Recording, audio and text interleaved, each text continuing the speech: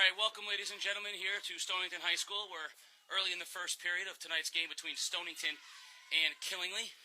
Straight drop, Stonington throws into the flat, and the pass is complete for a quick gain up ahead to Jack Donahue on Stonington's first possession of the game.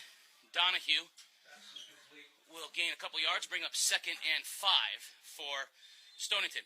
Sorry for the late start tonight, folks, but there was an accident on Route 95, and the game started without us. But all you missed is a Spencer Lockwood 45-yard touchdown run in the early goings to put Killingly on top 7-0. We have 11 minutes remaining here in the first period. 2nd and 5, Stonington from their own 15-yard line. Well, better late than never, Casey O'Neill. Hey, sports doctor. Wallace is in the shotgun. Wallace is on the quarterback keeper, breaks a tackle, gets into the second level, and is brought down by Matt Phelan as he gets up close to the first down marker. So, sports doctor, to catch you up, Killingly took the opening kick, and 3 plays in, Spencer Lockwood went 54 yards for a touchdown straight up the chute to put up Killingly up 7-0, and this is Stonington's first possession. And the bread and butter for the Killingly offense, we talked to Coach Chad Neal last night, said will be their physicality up front, Casey O'Neill, and their running game, featuring Spencer Lockwood. Showed it right off the bat. I had a great view of it. I had to park in Westerly in order to get to this shuttle game. Bus over here? And 95, of course, was closed. There was some question about whether the sports doctor and I would have to get a helicopter to fly us in, but we are here. 1st and 10 as Stonington picked up its first down of the game. Ball's on the turf, and Wallace will fall on it. Bad snap that time from center. It's going to bring up 2nd and 12, and Stonington needs to get a little bit consistency here. I think Coach A.J. Massengale said he wants to keep the ball away from that explosive Killingly offense. Yeah, and this is a big game tonight, Casey. We didn't have a lot of time to set things up, but Killingly makes the trip down, from the northeast part of the state. They're 1-0, 10-2 last year, made it all the way to the semifinals of the state championship, and they have got big things in mind this year for this Killingly Redmen team taking on Stonington tonight. 2nd and 13 from the 20-yard line. Wallace in the shotgun. Snap time, this is better. Straight drop, looking for a man, goes deep down the field, looking for Field, and it's incomplete. Andrew Field was running a post pattern, but overthrown. Nice coverage that time by Kelsey Rhines in the secondary, along with Brett Long, 2 of the best out there for Killingly, and it will bring up 3rd and 14 for the Bears. A tough down and distance as Stonington doesn't want to be in these kind of situations for most of the night, but they are playing behind the 8 ball a little bit, so to say. We all are, I think, tonight. Yeah, I think that big play by Killingly was a real shock to the system. Stonington relying on its defense, but they're missing their middle linebacker, Travis Pacheco, one of their leaders and best players. Wallace from the shotgun, 5 wide, straight drop, pressured, and down he goes. Ethan Canova, straight through the gap and brought him down for the sack. A defensive front line, the strength of that Killingly defense, big bodies up front. Sack on the play will force a punt here for Stonington. And again, Coach A.J. Massengale was a little bit leery of the physicality of this Killingly team, Casey, and rightfully so. Connor Woodworth back deep to punt, stands in his own end zone. Killingly back to receive is on a good low spiraling punt. Josh Montpellier lets it roll, and it will go out of bounds just inside the 50. So Montpellier let it bounce, and it got a good Stonington roll. Killingly will get its second possession in Bear territory. Okay, so both teams come into this game, Casey, 1-0. Obviously, last week, Stonington up at Griswold, won on the road, 13-0. Killingly manhandled Bacon Academy last week.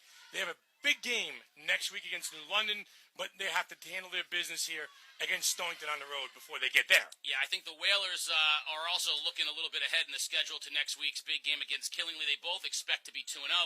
Whalers have to handle their business against Griswold tonight, a situation that will present possibly a 2-0 matchup for next week.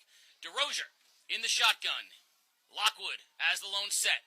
Little screen pass in the left flank to Lockwood, and a nice pursuit and tackle on the play that time by Connor Woodworth from his defensive end position after maybe a gain of a yard. You're going to see, basic pro set out of Killingly. Then you're going to see them spread you out a little bit. Coach Chad Neal has a lot of faith in senior quarterback Kyle DeRozier to handle the ball and make plays from the quarterback position. 2nd and 10. Casey O'Neill, along with the sports doctor Keith O'Brien. We're here at Stonington High School. You're listening to Game Day live on theday.com. Of course, on Tuesday. Late house call tonight. Wired Zone will be available Tuesday morning with all the highlights. One of those highlights will be Spencer Lockwood's early touchdown that put the Redmen up 7-0. In the shotgun, DeRozier still has Lockwood. Pitch right to Lockwood. Lockwood cuts it back in, breaks a tackle. Lockwood in the secondary. Lockwood has another broken tackle, spins inside to the 25-yard line. An electric running back is Spencer Lockwood. And even worse, folks, he is only a junior. Yeah, Spencer Lockwood has an ability to keep his feet moving in the hole with direction downfield and his head up, Casey O'Neill. Big run that time by Spencer Lockwood. I think we're going to see a lot of number 33 tonight. Just a straight little pitch right. He took it right up the middle, and the undersized Stonington defensive line was just shoved off the ball by a very physical Killingly offensive line. DeRozier stands on his own 30 in the shotgun, from the Stonington 30. Straight drop, looking to throw. Deep ball, down the middle of the field. He's looking for Burgess and overthrows him in the end zone. Zach Burgess had a step on Liam Wallace, but DeRozier just put it outside of his hands. Yeah, there's that spread look, 4 wide, 2 and 2 for the Killingly Redmen. That time DeRozier had his man, just overthrew him a touch, Casey, on a passing pattern. So that will bring up 2nd down and 10.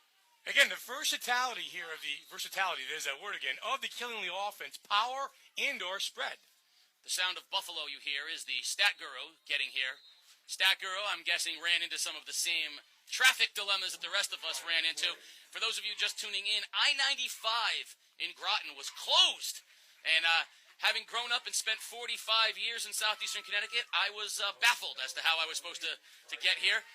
Of course, Route 2 all the way from Ledyard, but took me a little while longer than normal. So 7-0 Killingly with the football in Stonington territory. 2nd and 15, ball at the 30-yard line. DeRozier is in the shotgun, standing at the Stonington 36. He's got Lockwood in the backfield. Fakes the handoff to Lockwood, throws over the middle. Rhymes has got him straight up the chute. Touchdown, Killingly. Jake Gauthier, the tight end. Gauthier straight down, play action, touchdown. Yeah, big man Jake Gauthier says, "Feed me the rock, coach." And again, that decision-making, senior leadership, Kyle DeRozier, Killingly, they can either power you up front or they can spread you out, Casey. And that time you saw open tight end and open space pay dirt that time for the Redmen. Nice job that time. Everyone sold out on the play action to Lockwood, and there was Gauthier straight up the middle. Extra point is up and good from Luke DeSonia. And with 7:15 remaining in the first period, 14-0, Killingly making it look easy. And I have to tell you, this Killingly team has picked up right where it left off last year, state semifinals, and right off the bat, there's not skipping a beat. Nah, they look very sharp here early in this game, Casey. And again, we've seen it on the ground here at Spencer Lockwood and through the air with senior quarterback Kyle DeRozier. That's a deadly combination out there if you're an opposing defense. If we had done things differently today, Sports Doctor, we should have just stayed over on this side of the. Sure, yeah. Well, how's your golf game too, by the way? My golf game gets better in the second 9. How's yours? Not bad. Good in the front 9 and kind of tailed off a little bit in the back. I got to tell you, ladies and gentlemen, the Sports Doctor plays what I like to call speed golf. He steps up and he hits the ball, matriculates it down, he manipulates it. Nice little touch, little short game. Thank you. I appreciate that. Very, very good off the tee. Excellent off the tee. Got to work on the wedge a little bit, but I got to tell you, the Sports Doctor, a joy to play golf with. He's fast, he's accurate, and he knows how to end in a tie, which is the absolute favorite part about it. A beautiful night here for football, Casey. I always say that, but I kind of feel that. I feel fall in the air out there right now. It is very, very nice. DeSonia approaches the ball at his own 40. High driving kick sends Hayden Perea back to the goal line. Perea has it at the goal line, now tries to cut it up and gets it almost back to the 20, maybe to the 16-yard line. Great kick from DeSonia, and that left Stonington pinned deep, the sort of ideal kick, bouncing and landing right on the goal line. Stonington dressed in their gold uniforms, brown uniforms, gold pants, gold helmets, Killingly all in white. Killing looks pretty sharp over there on the opposite side. I just want to They say, look good. I want to say thank you to Coach Neal and to Coach Massagale for the uniforms that are so easy to read. Look at those big white numbers. Yeah, Aren't they pretty? They're big white numbers for Stonington. The big red numbers for maroon numbers for Killingley. We'll be at Fitch in 2 weeks once again. So killing me on those. Under center is Wallace. Wallace, fake the handoff, steps up, pressured, and tries to dump it off to Kyle Whipple. No good, but a lot of pressure that time by the Killingley front four. Yeah, defensive line for Killingley asserting themselves. They don't have to. Coach Chad Neal talked about this last night. We want to pressure the quarterback. No matter who we're playing, we like to bring extra people. We like to put a lot of pressure on their offensive line. And so far, so good for the Killingley Redmen. Stonington has tried spreading them out, tried now bunching them up, but nothing doing so far. 2nd and 10 at their own 16-yard line. Wallace under center. This time, hands off on an end around and nothing there as they call that Hayden Perea. Perea, nothing there and stopped for a gain of maybe half a yard. 3rd and 10. Make it 3rd and 12. They're going to say Perea lost 2 yards and it's going to bring up 3rd and long. And Stonington going backwards and showing no evidence of being able to stop killing. Nice crowd here tonight. Yeah, nice crowd. Nice crowd. Late arriving crowd. Well, I'm not sure. I was worried that Killingley wasn't going to be able to get here. Late arriving crowd. But they went $3.95. Sure. Which is what I ended up doing. I'm still sitting on Route 184 right now. I know this is not really me. I can feel it. Handoff off the left side to Andrew Field, and Field cuts it off left tackle where he is met soundly by Kelsey Rhines. And that's going to gain back to the original line of scrimmage. It's going to bring up 4th and 10, and Stonington will punt. Yeah, early going in this game, Killingley owns the line of scrimmage, both on the offensive and defensive side of the ball. And again, Coach A.J. Massingale very worried about the physicality of this Killingley team. And so far, that is paying dividends. Montpellier and Zach Burgess stand at the Stonington 45-yard line. Connor Woodworth stands on the goal line. Woodworth, left-footed punter. Booming kick, fair catch by Killingley at the Stonington 45-yard line by Josh Montpellier. And it'll bring up 1st and 10 Killingley. They have scored on both of their opening 2 possessions. 14-0 Killingley with 5:33 remaining here in period number 1. An ideal field position right now for the Redmen to start this 3rd series of the game for them on the Stonington side of the field. DeRozier will be right at midfield in the shotgun, trips left, and Spencer Lockwood to his right as the lone set. DeRozier, hands off straight up the middle to Lockwood, nothing there. Great job in pursuit that time. Kyle Whipple from his linebacker position, along with Jack Corley, wrapped up Spencer Lockwood for a loss of 2. I think a little sellout run blitz that time by Stonington, but you better guess right. Yeah, extra people that time in the backfield, and they were crowding the line of scrimmage for the Stonington Bears. And I think they're going to have to take chances like that, Casey, for most of the night to try and stuff the gaps for Lockwood to keep his running room at a minimum. Big tight end Jake Gauthier split wide left out here, along with Burgess. Twins left, twins right. DeRozier from the shotgun. Hands off to Lockwood. Lockwood again brought down right at the line of scrimmage. Stonington shooting those run gaps. Again, Whipple in on the tackle. It's going to bring up 3rd and long. Yeah, stuff the line of scrimmage, Casey. Take away those running lanes and hopefully bring down Lockwood, because you don't want him to break that second level, because, when Stonington creeps their linebackers up, there is no second level. If he pops it, he pops it. And that's how the touchdown to Gauthier came on play action. 3rd and 11. DeRozier from the shotgun. Fakes to Lockwood. Looking deep down the sideline for Burgess. Burgess one-on-one, and the pass is... Both guys have it, and it's ruled incomplete, out of bounds.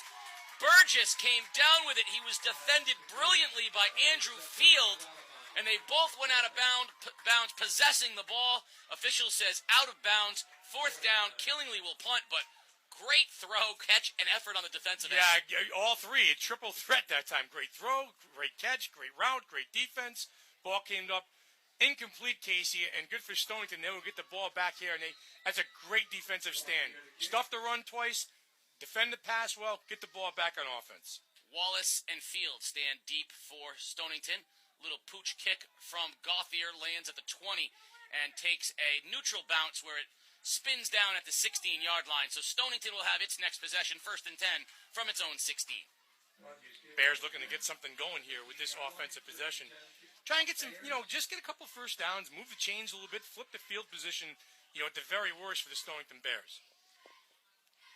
We are 4:02 remaining here in period number 1, 14-0 Killingly, on a long touchdown run on its opening possession from Spencer Lockwood, and a beautiful pass from quarterback Kyle DeRozier to tight end Jake Gauthier brings the score at 14-0.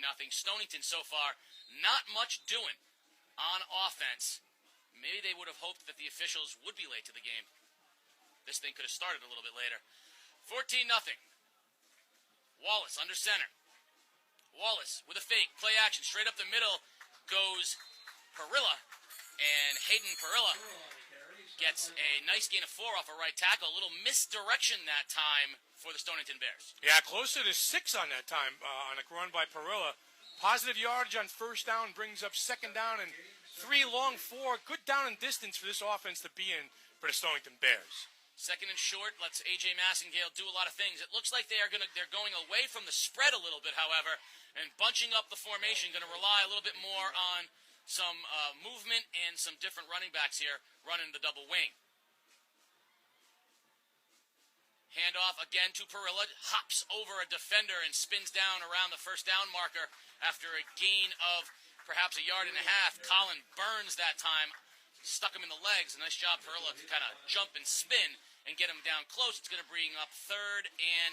Get him the spot. Very nice. They got him the first spot. Down. Yep, they did, signaling the first down at the 25-yard line, so a first down for the Bears. Back-to-back carries by Parilla on that possession resulted in a first down. Nice job that time by the Stonington offensive line establishing their firm footing up front and just getting a little push up front, Casey. 1st and 10, Stonington from its own 25-yard line. Liam Wallace, the quarterback, under center. Wallace hands off the left side to Riley Burnside. Burnside breaks a tackle and gets all the way up near the first down marker. Nice gain on first down by Riley Burnside. Stonington committed to keeping the ball on the ground here. A little power football, a little misdirection that time off the left-hand side. Nice pickup of 8 yards by Burnside. Stonington opened the game with the spread offense, with Wallace in the shotgun trying to spread Killingly out, but that did not work. They were throwing the football. Now they have come up tight into the double wing, and they're using a little bit of motion with a bunch of different running backs touching the football. Wallace under center. Very tight formation now. So much different look from the Bears than what we saw in the early going, and this seems to have a little more success against the Redmen. Wallace hands off to Parilla, and Parilla is slammed in the backfield. Ethan Canova got Parilla before he even could get back to the line of scrimmage. That is going to be a big loss, almost back to the original line of scrimmage. It's going to bring up 3rd and almost 10. Big stand that front by time of the front lineman of Killingly. Just stuffing any kind of run that time by the Stonington Bears. A little better spot than I was expecting. They'll say it's 3rd and 6. I thought that he had lost a couple more yards, but a favorable spot. 3rd and 6, ball sitting right on the 30-yard line. Killingly's big, Casey. They're big up front. They've got a big defensive line. 1:28 remaining here in period number 1, 14-0 Redmen. Wallace under center. Parilla in motion. Straight drop. Wallace looking to throw. Over the middle. Incomplete, and a flag on the play. Nothing there. He was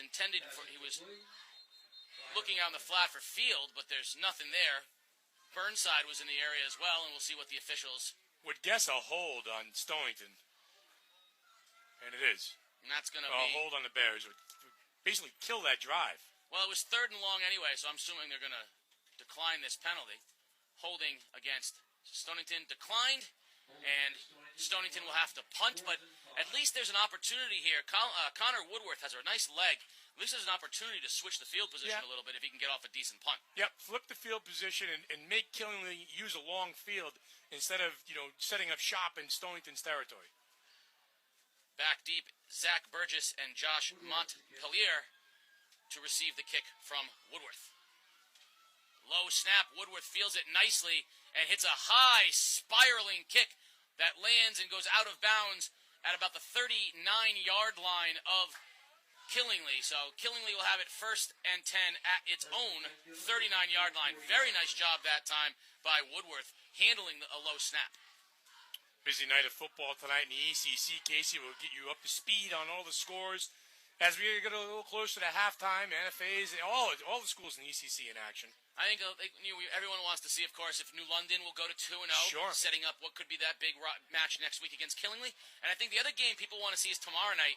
They want to see where Ledger really is. Against St. Joe's, home against St. Joe's. They owe St. Joe's at 1 or 2, don't they? And St. Joe's got drilled week 1 as well, so we will see. 1st and 10, DeRozier under center this time. Trip backfield. Pitch goes to Lockwood. Lockwood, not much. Cuts it back inside. Spins, still on his feet. Somehow Spencer Lockwood drags bodies and gets a first down. That's entirely on Spencer Lockwood. 5 carries for 83 yards for Spencer Lockwood, and that's pure power football that lined up with trips in the backfield and the power eyes set. Spencer Lockwood, the type of kid, Casey, when he hits that hole, keeps his legs moving, a little spinning, a little juke, head down to finish the run. Tough running that time by junior tailback. Lockwood, number 33. That was entirely on him. There was nothing there. They're going to stick with this full house backfield. Under center is DeRozier. Again, the pitch to Lockwood. Cuts it back. Tries to get to the outside. Puts his head down. And gets it up to maybe the 43-yard line. Lockwood content cutting it inside. That's how he scored the first touchdown on a similar play where he just got through off a right tackle and speed straight up the middle. Yeah, straight power football. And if in the last 2 series, Killingly had shown you a little bit of a spread look, a little bit of a 4-wide look, tight ends out here and wide receivers out there. Make no bones about it, Casey. They're coming at Stonington on this drive. This might be the last play of the first quarter. We're down to 10 seconds. DeRozier under center.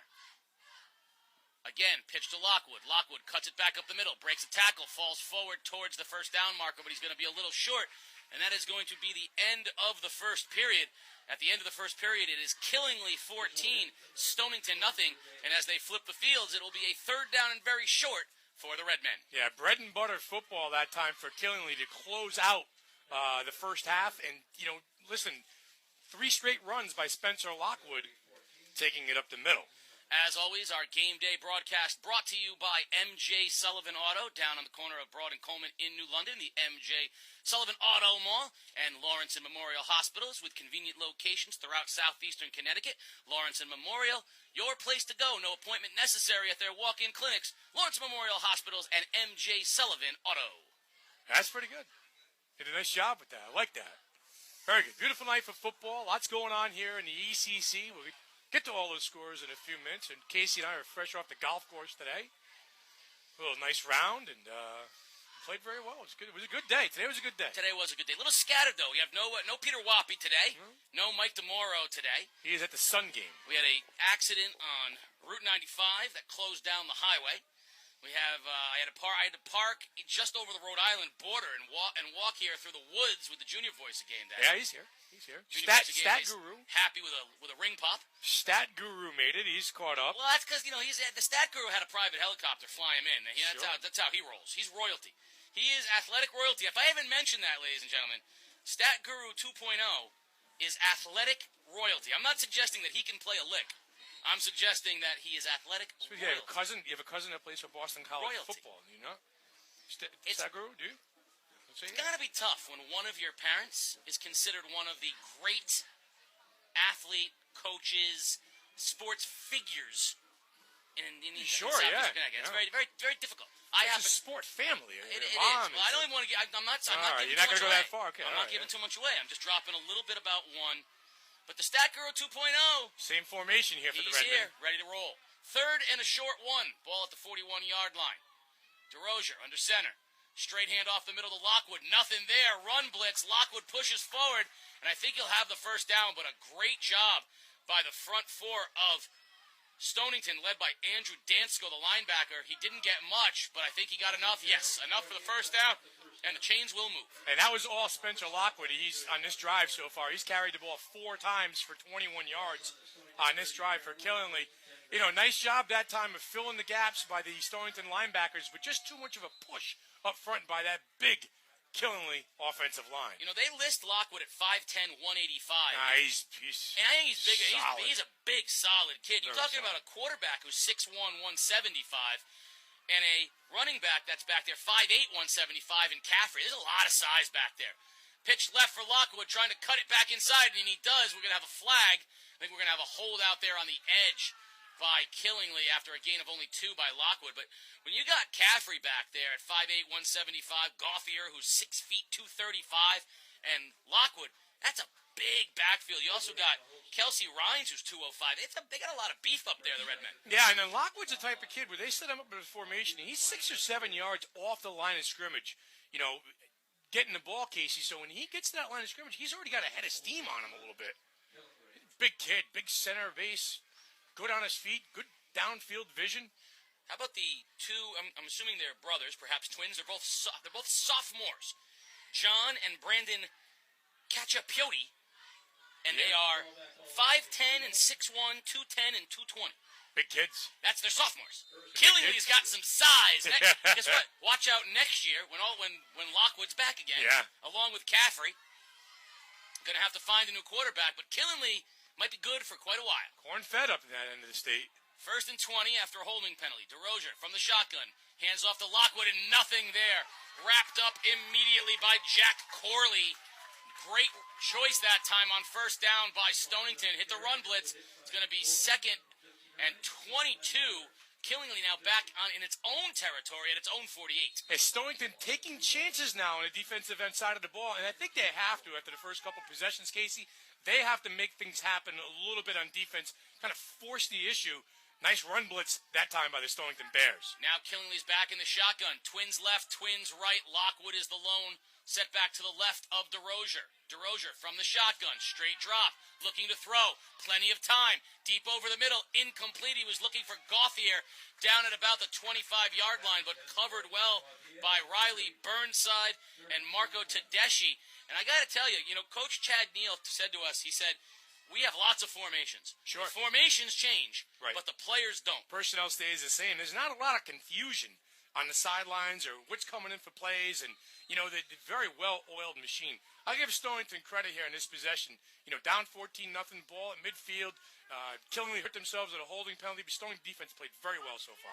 Trips left for Killingly, single, wide out to the right. DeRozier in the shot, Lockwood to his left. Straight drop, DeRozier.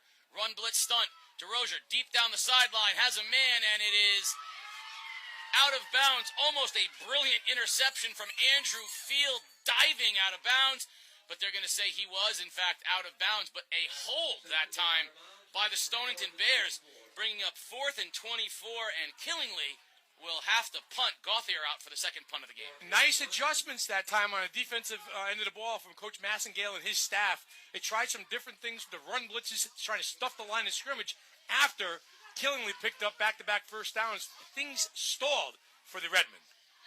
Gauthier stands at his own 35-yard line. The snap is good. Gauthier, another left-footed punter. We have 2 of them. And a fair catch called for and made. That's going to be a problem by Liam Wallace as he tried to run with it. We have multiple flags, and that play was a mess from the beginning. Wallace called the fair catch. The ball hit the turf, and he decided to run with it. That's no-no number 1. But we also have a flag. We'll see what the other flag is. Multiple penalties on the play. 2 left-footed punters today, by the way. Yeah, sure. For all of Great you, guy. For all of you not a lefties lefty. out there, for all you lefties, my Mrs. Voice of game day is a lefty. Those wacky left-handers. The officials are conferring. It's going to be Stonington ball inside the 20. Yeah, let's give the stat guru a clipboard so that he can make things happen here. He's carrying a clipboard. It is cozy here in the Stonington booth. It's a beautiful field, though. It's a beautiful facility. It's a great setting to watch a high school football game. So in order for me to get here, I had to go through the back roads of North Stonington. Sure. And I drove by Wheeler High School. Wheeler High School. There you go. The home of the sports The alumni, yeah. And I got to tell you, it's not much bigger than my elementary school. No, it's very small. It is you blink, you miss it. You blink and you miss it. Miss it. I was like, oh, look, the North Stonington Public Way. There's Wheeler. And away we were. Hey, listen, good shout out to Neil Kolba and some of the people. Ellen Turner, who's the athletic director over there now. And, it's a very small school, Casey. They do a nice job of what they have over there as far as sports go in that community. Well, we have multiple penalties, both against Stonington, including a delay of game. And that is going to back Stonington up, and they are not where they want to be. The ball is going to be all the way back to their 5-yard line. It'll be 1st and 10. 10:02 remaining here Yeah, a holding penalty and a delay of game for the running back of the fair catch. So 1st and 10 from its own 5. 10:02 remaining and down 14-0. Stonington has the football and they put Wallace in the shotgun. They have trips right and 2 receivers out to the left. That is very bare bones in the end zone. In motion, Perilla. Wallace on a keeper. And Wallace is met by Kelsey Rhines almost immediately. Now, Coach Chad Neal said he is the heartbeat of this team. Kelsey Rhines said he's the emotional leader. He's the guy that keeps us focused and up. Because you asked him, how are you not looking ahead to next week? He said it's guys like Kelsey Rhines. Kelsey Rhines is one of those kids that keeps the team in line. On and off the field, we're not looking ahead week to week. Each game, each season is a 10-game season, according to Chad Neal. 2nd and 10, ball at the 4-yard line, 9:30 remaining here in the first half. Stonington desperately trying not to make a mistake. Down 14-0, they cannot go any further in that direction. Wallace under center this time. Wallace hands off to number 7, Riley Burnside, and Burnside cuts it off of left tackle, brought down by Rhines again after a short gain, and it's going to bring up 3rd and a full long 10. Make it 6. Yeah, nice pickup that time there by a Stonington tailback, and Stonington just wants to try and get out of the shadow of their own end zone and do not self-destruct down there. Take care of the football is the battle cry in this drive for the Stonington Bears. 3rd and 5. Ball at the 10-yard line of Stonington. They trail 14-0. 8:40 remaining in the first half. You're listening to Game Day, live on theday.com. Liam Wallace, the quarterback of Stonington, under center. Hands off again to Burnside. Nothing there. Burnside tripped up off a left tackle as he came in motion after maybe a yard, and that'll bring up 4th and 5. And we're going to have to see another punt from Connor Woodworth. Liam Wallace. Kind of reminds you of William Wallace a little bit. Character from Braveheart, Mel Gibson. I am William Wallace. I am Liam Wallace. Kind of a disastrous possession that time from the get-go for the Stonington Bears with the 2 penalties on the kickoff. And kind of really hampered what they could do offensively, operating from the shadows of their own end zone. Woodworth from the back of his end zone hits a high spiraling kick. Killingly lets it bounce, and it takes a favorable Stonington bounce and will get all the way to the 47-yard line of Killingly. So a 50-yard punt that time by Woodworth. Can't ask for much more than that, at least getting Killingly onto its own side of the field. Yeah, and at least right now for the Stonington Bears, the game is stabilized a little bit. They come out and they took the hit from Lockwood early going in the first 30 seconds of the game. Touchdown pass, from DeRozier to the big tight end. But, the last couple of possessions, they've kind of stabilized things on the defensive side of the ball. Well, Coach A.J. Massagiel really was relying on his defense. A huge loss when they lost Travis Pacheco, his inside linebacker and the leader of the defense. But that defense pitched a shutout last week, and it really was relying on that defense to lead the team. 1st and 10, Killingly from their 47. Bunched backfield with Lockwood at the tailback. In motion, Caffrey. Now the pitch to Lockwood, left side. Lockwood breaks a tackle and drilled. What a hit at midfield. Lockwood that time was drilled by linebacker that was Kyle Whipple of Stonington, crunching Lockwood at the 50-yard line. What a hit. Yeah, Whipple stepping up and taking actions into his own hands. And again, the linebackers very active in this defense for Stonington, run blitzing and taking away the running lanes, and nice job that time by Whipple. Don't squeeze the Charmin, Mr. Whipple. 2nd and 6, ball just on the other side of the 50-yard line. Lockwood in the backfield, 2 fullbacks, DeRozier under center. Caffrey comes in motion, pitch to Lockwood, off a right tackle. Lockwood cuts it up inside, and a nice submarine tackle that time by Riley Burnside. Went down and got the legs of Lockwood. Right before the first down, it's going to bring up 3rd and 1. They're going speed up tempo. Killingly, DeRozier keeps himself on the quarterback keeper, and he didn't get touched until he was into the linebacking core. A 6-yard gain on what was supposed to be a 1-yard quarterback keeper. Yeah, quick count, get to the line, big push up front from the center. Kyle DeRozier gets 7 yards. Killingly doing most of the damage so far on the ground tonight, per scripted from Chad O'Neill. 39-yard line of the Bears. Killingly, 1st and 10 6 minutes and 15 seconds remaining. Another formation. This time, DeRozier sets up in between the fullbacks with Lockwood behind him. Handoff to Caffrey on the counter. And Zach Caffrey gets about 3 yards before he's swallowed up by the linebacking core of the Bears. Great pursuit by the linebackers of the Stonington Bears. Bears. You've been waiting all quarter to say that. That just occurred to me just now. Bears. 2nd and 8 ball is at the 37-yard line, and they have an official's timeout with 5:45 remaining. Looks like we have a little bit of an equipment malfunction. They're sending one of the Bears off the side to the sideline, a little equipment malfunction. And they're going to send number 52 into the game. That's Nick Moranzoni. So Moranzoni comes into the ball game, and it'll be 2nd down and 8. Stonington Bears at home tonight. Big crowd here at Stonington High School. Sun is going down, a little chill in the air. A little pumpkin spice coffee for Casey O'Neill. If there was a Dunkin' Donuts here at Stonington High School, they could make their quota on me tonight. Sure. There's no amount of coffee that I can't handle tonight. Handoff, straight up the middle. Lockwood breaks a tackle. Lockwood in the open, stiff arm, out to the outside. And caught from behind. A touchdown saving tackle down at the 20-yard line by Whipple. But a great run again by Lockwood. 12 carries for 122 yards for Spencer Lockwood. And again, you see the feet. He makes the first man can't make that tackle in the hole for the Bears, and Lockwood's got the power and the speed, to get things moving downhill. He's a load with that ball. High knees. Yeah. Now this time you've got in the shotgun, pitch to Lockwood again. Lockwood, great cut that time inside on Lockwood. He left Riley Burnside with broken ankles. Cut it back inside for a nice gain on 1st down. It's going to be 2nd and 4. The versatility, the talent, the versatility of Spencer Lockwood. Quick on his feet, power running. Good combination for a high school tailback. No huddle. This time DeRozier under center. DeRozier, quarterback keeper, dives forward up toward the 1st down marker. 4:34 remaining. It was 2nd and 3. I think he's going to have it. We'll see where the mark is. He's pretty close. But a quick tempo up under center, tap the center and go, and the officials are saying we got to measure this one. So that'll give us a chance to breathe. With 4:24 remaining, they're going to have an official measurement. Killingly on top 14-0 and driving. Second time we've seen that play tonight with the quarterback DeRozier. Like you said, get up to the line of scrimmage, 2nd down, a 3rd down, short distance, a yard, 2 yards. Get underneath center and give him a little tap on the butt. Give me the ball and I'll get on your back, big fella. We'll see what the officials say. 1st down.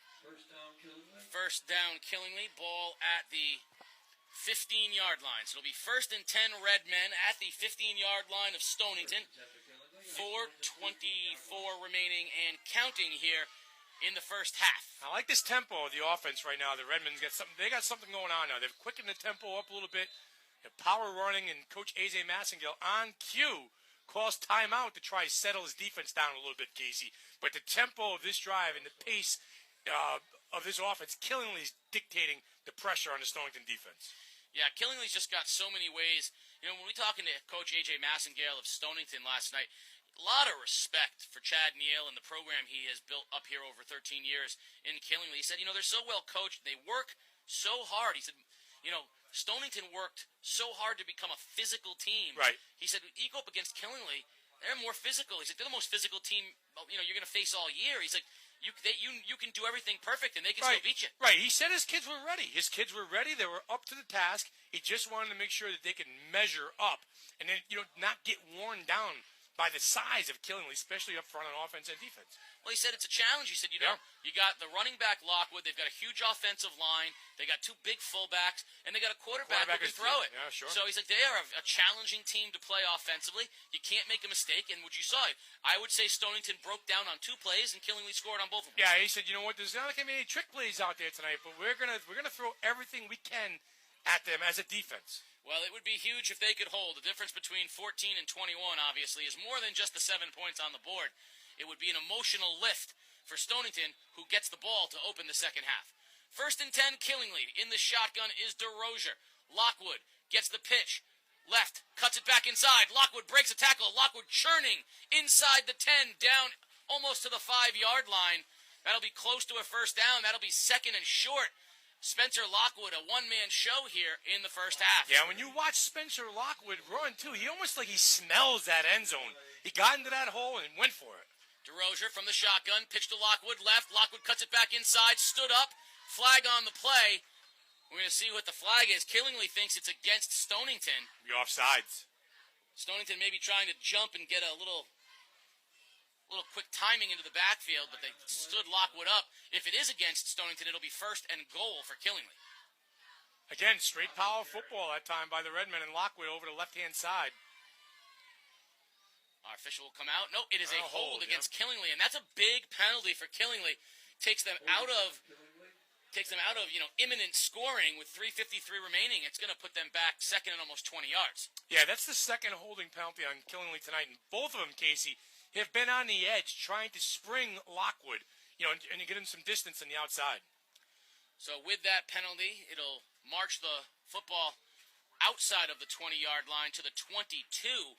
So it will be second down and 20, just about. Second down and 17 exactly, with the ball at the Stonington 22-yard line. Big penalty hurt last drive by Killingly, too. Caffrey and Rhines will be in the backfield on either side. Rhines to the left and Caffrey to the right. DeRozier standing right between them, the quarterback, with Lockwood, the sole tailback, standing straight behind DeRozier. 3:34 and counting. Second down for the Redmen. DeRozier on the 9th play of the current drive. Straight drop, looking to throw, wants Gauthier and overthrows him at the 10-yard line. Gauthier had a nice stop route on Andrew Field and was open, and DeRozier just kind of airmailed it. Fourth straight incompletion by DeRozier in this Killingly offense. And again, in back-to-back drives, Casey, holding penalties have hurt them. 3rd and 17. Ball from the 22-yard line. 3 minutes and 19 seconds remaining. This is the biggest stop right now for Stonington. Yeah. Because I think Killingly is in a tough spot here to try to score on 2 plays. And this would be a huge lift for the Stonington defense if they can hold here. I would expect pressure this time by the Killingly linebackers and not give DeRozier any kind of time whatsoever to find a receiver. DeRozier's in the shotgun. Caffrey is to his left and Lockwood is to his right. From the shotgun, DeRozier with the snap. Fakes the handoff to Lockwood. Rolls right. Is pressured. Throws deep in the end zone. Man wide open. Touchdown. Touchdown. Brett Long in the back of the end zone. Killingly on 3rd and 17.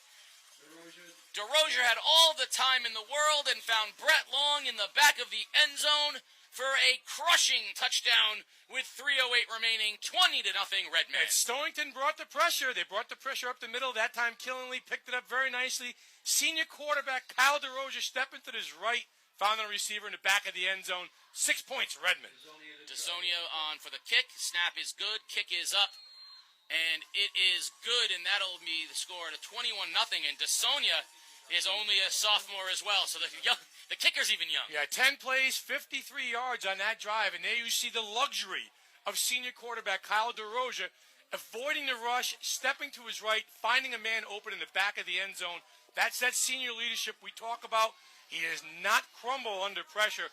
Kyle DeRozier stepping up and doing big things for the Redmen on that drive. 3:08 remaining. I thought Stonington had a real good chance there on 3rd and long. But like you said, a slow developing play. You would think with the pressure that Stonington was putting on that they may have gotten to DeRozier, but very calmly stepped up, gave the play time to develop, and Long wide open in the end zone. Right, got out of the pocket, scrambled out of the pocket, then set his feet. He didn't make that throw. He didn't sling it. He set his feet, DeRozier, senior quarterback, and find Long in the back of the end zone. Nice pitch and catch that time. A crushing when I say crushing because the difference between 14 and 21 is a really big deal. 2 scores versus 3, obviously, especially on 3rd and long like that. I think that was going to be 2-down territory for the Redmen. Back deep, Perilla stands at his own 10-yard line. And to kick for Killingly, Luke DeSonia, the 6'3", 180-pound sophomore. Man, they grow him big and young out there on the farm. Corn-fed up there, I'm telling you. It's big kids out there. DeSonia approaches the ball at the 40, and a little pooch kick drops in and taken by John Curtin of the Bears, and he's thrown to the ground at the 35-yard line by Brett Long, who just caught the touchdown pass. And with 3 minutes and 1 second remaining here in the first half, 21-0, Redmen on top in preparation for what might be an early showcase game next week against the New London High School Whalers. And we don't want to look too far. I've been talking to some of the New London people this week, and they're chomping at the bit, and they got a tough game on the road at Griswold, and, the task of keeping that team focused, not looking ahead at Griswold to Killingly, it's been a difficult one for Coach Juan Roman and his staff. Different Griswold team this year. Different Griswold team, so we'll see how that works out for the Whalers. Wallace, hand off to Burnside. Burnside with a great run on first down. Riley Burnside before he's stuck by Brett Long. Burnside, though, gets 9 on first down, and that'll bring up second and short. 2 minutes, 47 seconds remaining here in the first half. And New London, 19-0 lead up at Griswold right now with 5.5 minutes left to go in the first half. So New London doing their part to stay undefeated to take on Killingly next week. Wallace under center. Wallace hands off again to Burnside. Burnside off left tackle, has the first down up to midfield. Riley Burnside moving the chains. And, Stonington's found a little something in this double wing set that they're running. They just haven't been able to, sustain the drive long enough, and then they just can't stop Killingly. Yeah, Burnside's been an added bonus here in the backfield for the Bears. Burnside on the right wing, Perilla on the left wing, and we're going to have a timeout. Timeout Killingly with 2:20 remaining here in the first half. 21-0 Killingly on top. Well, I think Coach Chad Neal sees the success that you saw by the Stonington run game and wants to shore a few things up over there. He comes out to talk to his team. Well, because Stonington gets the ball to start the second half, and the only thing that Killingly wants to avoid is you don't want to give up a late score here, right? And then they get the ball back and give them a chance to stay in the game. If they go into halftime 21-0, you're feeling very good about it. Yeah, so he's over there talking to his team right now. Let's settle down. Let's do our job. Let's stay in our lanes. Let's protect our assignments, and let's make sure we preserve our 3-touchdown lead. Discipline. That's coaching. That's good coaching over there. As always, game day brought to you by Lawrence and Memorial Hospital with convenient walk-in locations throughout southeastern Connecticut where no appointment is necessary and the care is exceptional, timely, and just what you need. Quality care from Lawrence and Memorial. Also, MJ Sullivan Auto, corner of Broad and Coleman Street in New London, the MJ Sullivan Auto Mall. Always with great deals on cars. Go see him down at MJ Sullivan Auto. Wallace under center. And we're going to get a flag. Burnside started in motion, and then he stopped, and we're going to get a illegal procedure penalty against the Bears. New London up 19-0 over Griswold. Out-of-town scoreboard features Plainfield up 14-0, surprisingly, over Montville tonight. So that was weird. Montville throws a shutout in their first game. Plainfield, of course, shut out by this Stonington team, and now Plainfield shutting out Montville. A lot of shutouts going on. A lot of zeros. A lot of goose eggs. That's high school football's fun, isn't wacky, isn't it? You could do the 6 degrees of Kevin Bacon to where the worst team in the league beats the best team in the league. You sure that could. way. First and 15 for the Stonington Bears after that illegal procedure penalty. 2:20 remaining here in the first half. Stonington down 21-0. Ball at their own 44-yard line. Wallace under center. Pitch to Perilla. Nothing there. Perilla ripped in the backfield. That time, Matt Phelan shooting in from his linebacker spot along with Jeff Ward. And that's going to be a loss on the play, and that's going to bring up a long 2nd and 16 all the way back at their own 44-yard line. See that pressure defense up front and from the linebackers that time from Killingly. And again, that's one of the things they pride themselves on. They're not going to let somebody else dictate the pace to them. They've got just tremendous linebacking core in their front four. I mean, there's some big kids up front. I was just thinking, Sports Doctor, the same thing. Wow. What an athletic-looking team Killingly has on the field right now. Tall, big, size. They look like a formidable football team. Wallace under center. Burnside in motion this time. Wallace rolls right. Pressure. Throws down over the middle of the field, and it's intercepted. Intercepted by DeSonia at the 45-yard line. Luke DeSonia stepped in front of the route, picked it off, and Killingly will have the ball near midfield with 1:20 remaining and a chance to tack on a little more. Yeah, Wallace that time locked on to his receiver. DeSonia was not given any kind of way. Easy interception that time, and let's see what Killingly can do with the ball. and possibly go for the knockout punch just before half. 1st and 10, Redmen at their own 48-yard line. Two out of three things that usually happen when you pass the ball, Casey O'Neill, are usually bad. So Lockwood's going to be the lone set, and the Redmen are going to go with 4 wide, including big Jake Gauthier, the tight end wide receiver. He's out wide left. DeSonia is wide right. Lockwood's the lone setback in the shotgun to the left of DeRozier. DeRozier throws a little screen pass in the flat to Burgess, and Burgess gets popped, stays on his feet, gets to the outside. Burgess has the sideline. This is an unbelievable play. Burgess all the way to the 20-yard line. Zach Burgess, how did he stay on his feet? He got crushed. That play was all Zach Burgess. He got hit in the hole, bounced it to the outside, and showed the speed. A big 33-yard pass play for the Redmen to put themselves in business here, Casey, with about a minute to go before the half at the Stonington 21-yard line. 1:06 remaining, first down, Killingly. What a play by Zach Burgess to absorb the hit, literally bounced to the outside. And A.J. Massengale wants a timeout. I think his defense is on its heels right now. They are a little rattled because that play was just, the Stonington player thinks, licking his chops, thinks he's going to devastate Burgess, and he crushes him. And Burgess, like a little weeble wobble, just bounces to the outside and then turns on the Jets. Yeah, the pop in the hole and then the flash Gordon to the outside. Hey, Coach Massengale is just telling his kids right now, do not give up a cookie before halftime here. What a turn of events from the DeSonia interception to the Burgess run, to catch and run. Suddenly, Killingly with a chance to go up 28-0 at the end of the first half, and then it's good night. That's a tall order. That would be a tall order. And you can see this is what A.J. Massengale was saying. You can play well. I don't think Stonington's played bad. No. Killingly is just been a little stymied on the offensive end, but that goes to the credit of the Killingly defense.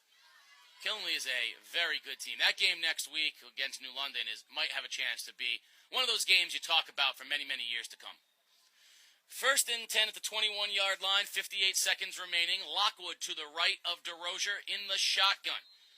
2 receivers to the right, Burgess and Gauthier. DeRozier. Hands off straight up the middle to Lockwood. Lockwood's got a seam. Lockwood's got space. Lockwood puts his head down to the 10-yard line. And that's going to be just short of the first down, but Spencer Lockwood with a big gain on first. It's going to be second and very short. 47 seconds remaining here in the half. My man Spencer Lockwood, just a nose for the end zone. 151 yards in the first half tonight. You know what, Casey? He ran for 155 yards all of last week. He is well on his way to 200-yard night. They gave him the first down. It's 1st and goal inside the 10. Straight drop. DeRozier has time and throws behind the intended receiver, DeSonia. DeSonia was running the slant, and DeRozier just put it behind him. Yeah, a bit of a timing route that time, and DeRozier, like you said, behind him on that pass play. But DeSonia at 6'3", 180 pounds.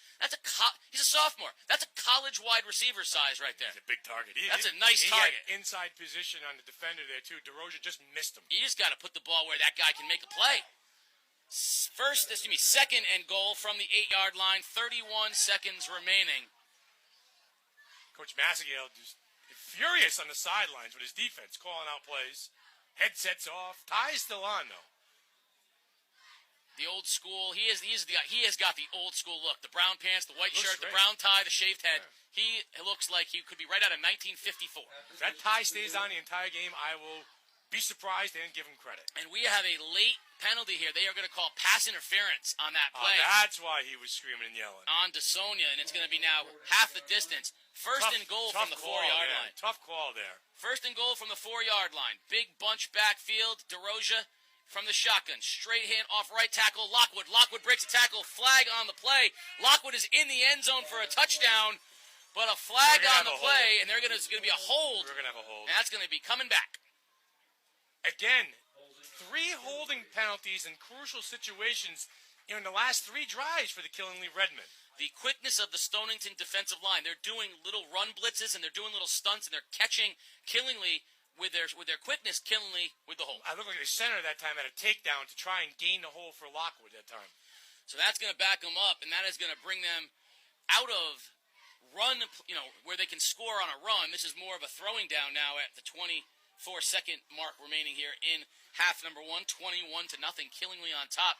but the ball is now back out to the 17-yard line, so it'll be first and goal. First and goal, Killingly from the 17-yard line. DeRozier in the shotgun. Pitches left to Lockwood. Lockwood trying to get to the outside, trying to cut it up, and does, but nothing there. Nice pursuit that time by Burnside, and we're going to get a timeout, Killingly, with 15 seconds remaining here in first half. We're going to have a little fun with the sports doctor world at halftime with the stat guru. We'll have a little fun with him. We'll talk a little NFL and a little college, and then I'll bring you in at the end of that. We'll stick around for the sports doctor's house call at halftime. Yes, the junior voice and I are going to go grab something to drink here for the second half. Sure. As the first half has left me parched. And I think the junior voice is indicating that he wants to manja. I think we're all in the same boat, junior voice. Junior voice wants a little fried dough, little double cheese, little mozzarella sticks with a little marinara. Oh, I get a big nod from the junior voice. Junior voice would not be difficult to be He's a little predictable on the food choices. Now listen, gotta feed the machine. That's my motto. I didn't come out of the womb like this, Mom. He is wearing the proud Red Sox big win jersey last today. night, After I have to admit, I admit that I went to bed when Joe Kelly put a couple guys on in the ninth. Thought it was over. Yeah. Woke up this morning to see if Toronto won last night, and went, "What? what the Red happened? Sox, Huh? the Red Sox won. You ever look at the phone at like 5 o'clock in the morning and not sure what you're seeing? Try not to. Not before coffee. Second and goal from the 13-yard line. 15 seconds. DeRozier, straight drop, corner route. Gauthier open. Touchdown, Killingly Redmen. How did Gauthier get that open? He beat Riley Burnside with 8 seconds remaining on the clock. Kyle DeRozier's third passing touchdown of the night to the big tight end, DeRozier. DeRozier to the big tight end in the corner of the end zone. Nice pitch and catch, and a bit of a kidney punch that time for the Stonington defense as we just about ready to close out the first half. Yeah, Riley Burnside just got flat out beat by Jake Gauthier that time. DeSonia with the kick, and this kid's got quite a leg for a sophomore. Big athletic kid, and I would not be surprised. He's listed as a quarterback. I think there's your starting quarterback next year for the Killingly High School Redmen. Well, you got a boot on him. You're going to see a lot of Spencer Lockwood next year. You're going to see a lot of Caffrey next year, but I think you're going to see this kid throwing the football. Yeah, he's got all the tools. Looks like a college quarterback right now. That's a tough break that time for the Stonington Bears. They played some pretty solid defense down the stretch at the end of the half, and that's just a tough break. Well, there is a big full moon here, but I think for Stonington, you can say it's a bad moon rising because 28-0. Right before the end of the first half, though. Those are those gut check times at halftime that coach gives his kids. That's 2 touchdowns in the last 3 minutes of the half. They were only 14 down 3 minutes ago, and they gave up 2 late scores. Both on pass plays. Well, they've given up. After that initial Lockwood run for the long touchdown run, they've done a nice job holding Lockwood, but that means their guys are all in single coverage. And Jake Gauthier is a beast out there at the tight end position, 6 feet, 235 pounds. Oh, and by the way, he's only a junior as well. This Killingly team is loaded again next year. Coverage not bare. High, spiraling, turning over kick taken straight up the middle by John Curtin, and he's going to get out to the 30-yard line, and that's going to end the first half. So we are at halftime at Stonington High School, and it has been the Killingly Redmen show. Mostly, it has been the Kyle DeRozier and Spencer Lockwood show, 28-0. The Redmen on top of the Stonington Bears. We are at halftime. I'm going to turn it over to the sports doctor, Keith O'Brien, and he will have halftime scores from around the ECC, as well as the stat guru. We'll talk a little bit about high school football. We will be back. I will be back momentarily. Take it away, sports doctor. All right, thank you, Casey O'Neill. I really appreciate that. The halftime house call, the sports doctor here on GameDay and Today.com. Check the out-of-town scoreboard before I bring in the stat guru and talk a little college football with him, a little NFL stuff as well. The Plainfield Panthers doing work and taking care of business against the Montville Indians, 22-0. That game is at halftime right now, and the New London Whalers are leading currently 26-0 over the Grizzled Wolverines. And at halftime, the Fitch Falcons lead the Eastline Vikings 7-3.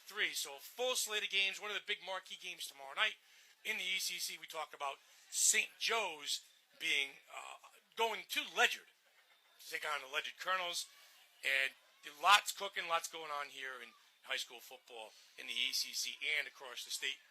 Proud to bring you this game tonight. Stat Guru 2.0 comes in. What's going on? Nice to be here. Yeah, I mean, you're better late than never. You're like me as well, huh? Bad traffic on 95. Couldn't get out of it. How's your week? All right, school and everything? Yeah, it's going good so far. All right, good. What are you keeping an eye on tomorrow? Go college football action tomorrow. Tomorrow's got one of those days that shapes up to be real special in college football. Starts at noontime with Louisville traveling to Florida State. Yeah, Lamar Jackson, he's a Heisman candidate early on, and Florida State's D, I'm excited to see how they're going to do against him. Yeah, that's a big game. I mean, Florida State dodged a bullet in week 1 against Ole Miss. Big Came comeback. back, had a cookie last week against College of Charleston or something like that. But that's a big time game for the Noles. They'll shape out the ACC and see who's going to probably go to the championship against Clemson.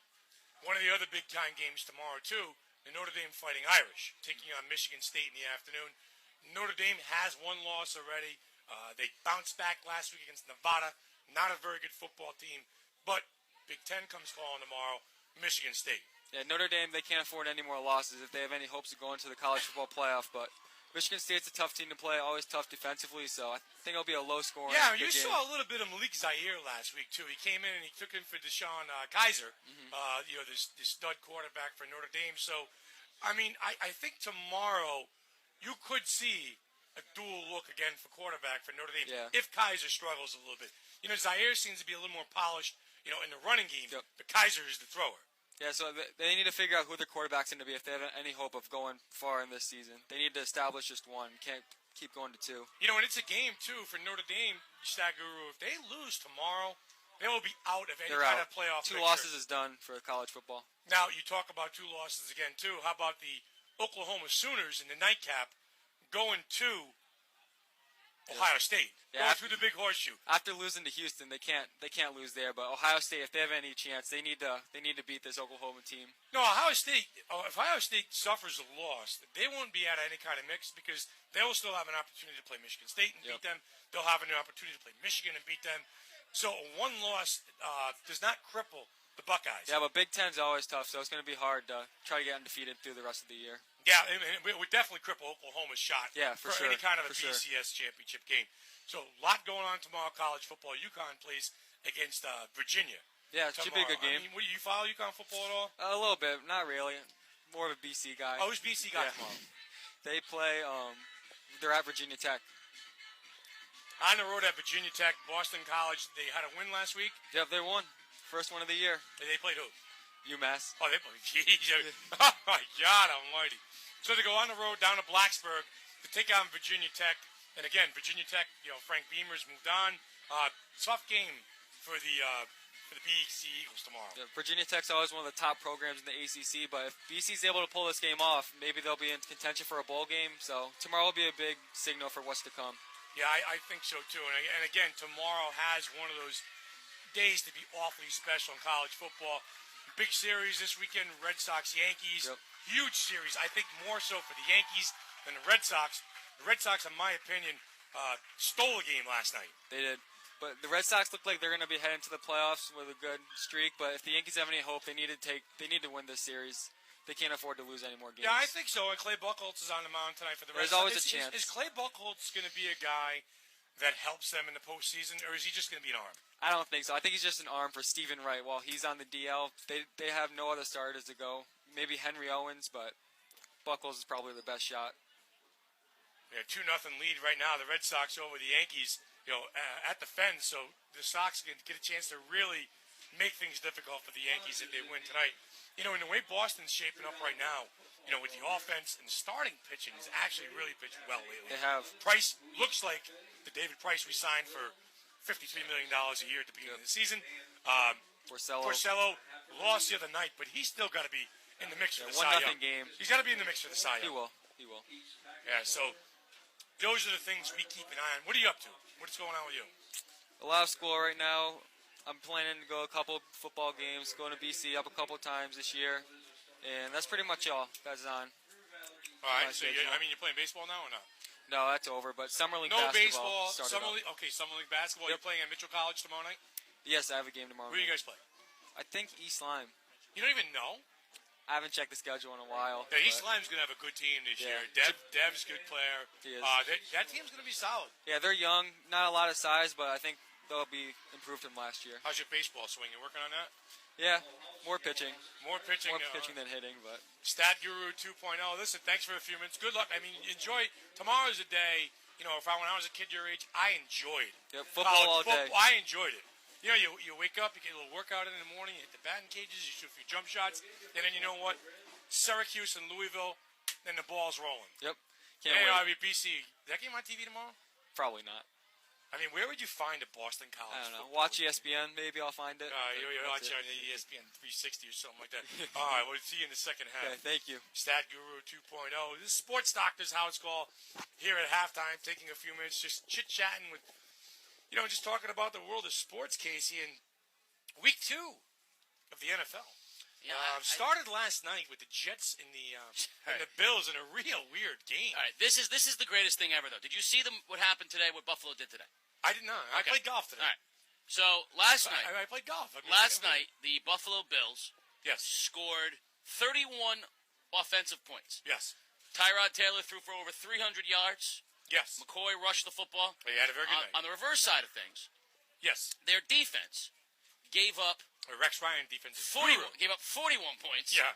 And made Ryan Fitzpatrick look like one of the Bart Starr? 4 of the greatest quarterbacks of all time. Gave up 100 yards receiving to 2 different receivers and a 100-yard rushing game. Sure. So today, they fired the offensive coordinator. I kid you not. Perfect. Because you Perfect. can't fire Ryan. You can't fire his brother, right? Isn't his brother up there to sidelines with him? The defensive coordinator. Can't fire either of those two guys, so you fire the offensive coordinator. I love Buffalo. So if Rex Ryan was this defensive guru with the Jets, and he went to back-to-back, championship games in the AFC, I mean, Rex Ryan had a level of success with the Jets. No. I mean, he's and Rob Ryan, too. What's he doing? Neither. He was with the Saints. No, Rex Ryan. He was Ryan, with Dallas for a while there. Rex Ryan took Eric Mangini's teams to back-to-back there you go, then. championship Who went to Wesleyan? Rex Ryan has went to Wesleyan? Yes, my roommate. Rex Ryan has never done anything in professional football other than make a fool of himself repeatedly. Well, how about Rob Ryan? Rob Ryan, not Rob Reiner. Other than fabulous hair. Rob Ryan. The Ryan sons are a disservice to their lunatic father, Buddy. The Ryan family, the most overrated coaching family in the history of football. Now, if I could take a couple things out of week 1, I will take that the Cowboys are still making mistakes to hurt themselves. That was an awful loss to the Giants. I don't know what Kevin Williams was doing running that ball up the field when he should have got out of bounds. The kid for Dallas kicked 2 50-yard field goals already in the game, Casey. That's what you don't see from the Patriots. That's bad situational football from the Cowboys.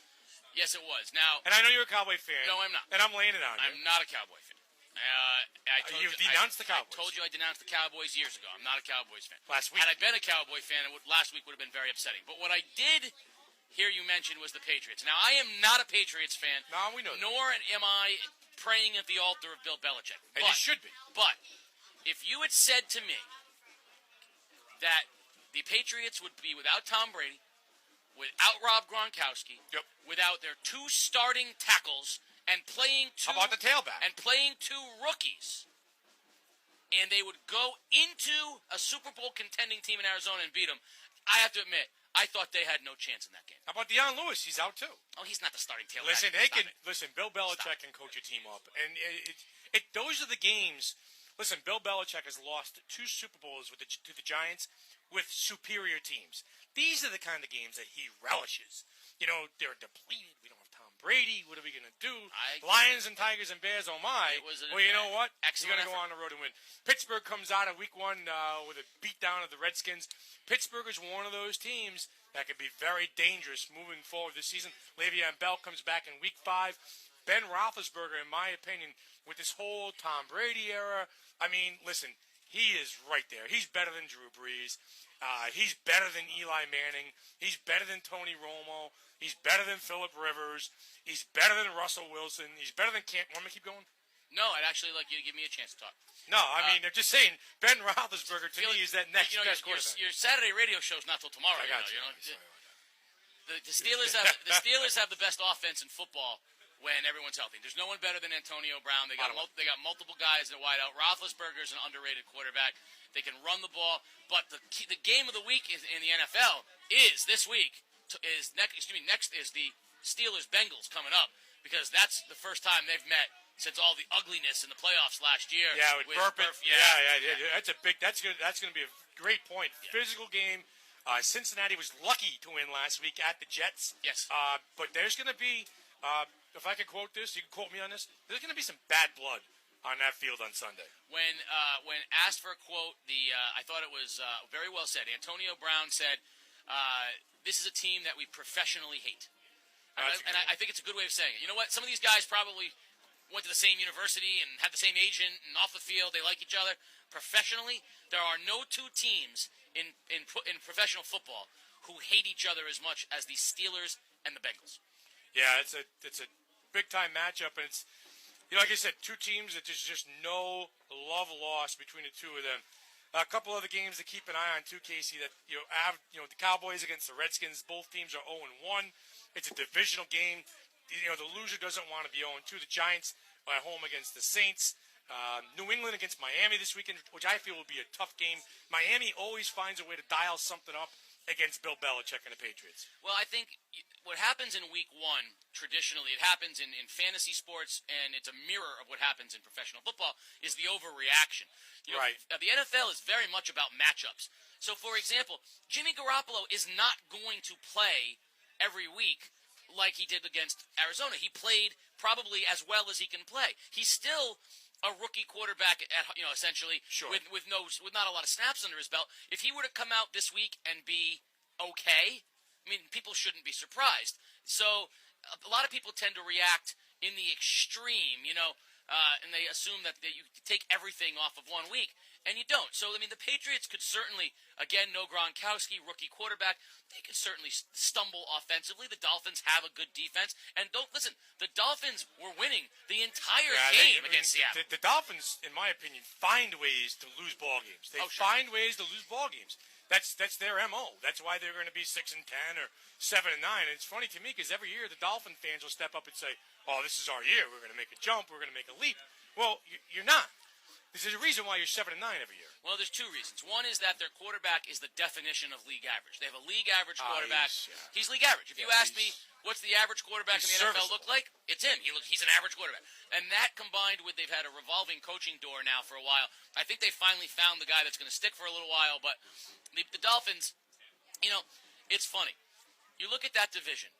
If you had told me that Brady was out for the year, if you told me Brady and Gronkowski were out for the year, they're still going to win the division. There's no threat. Do you really think of the Jets as a threat to the division in that? I mean, no, not at all. Teams on the verge of going 0-2. Teams to keep an eye on. Carolina is at home against San Francisco. Now there's a good example of an overreaction in the other direction. Everyone was writing off San Francisco. They play a great game at home, and they beat the Rams. Played the Rams. I mean, so what? Who cares?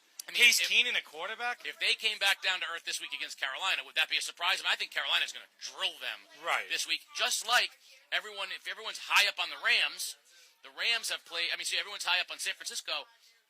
Everyone should take a step back. The Rams, they just won. They're going to get drilled by Carolina. That's going to be an ugly game. Hey, you got a nice game on Sunday night, too. You've got Green Bay traveling to Minnesota.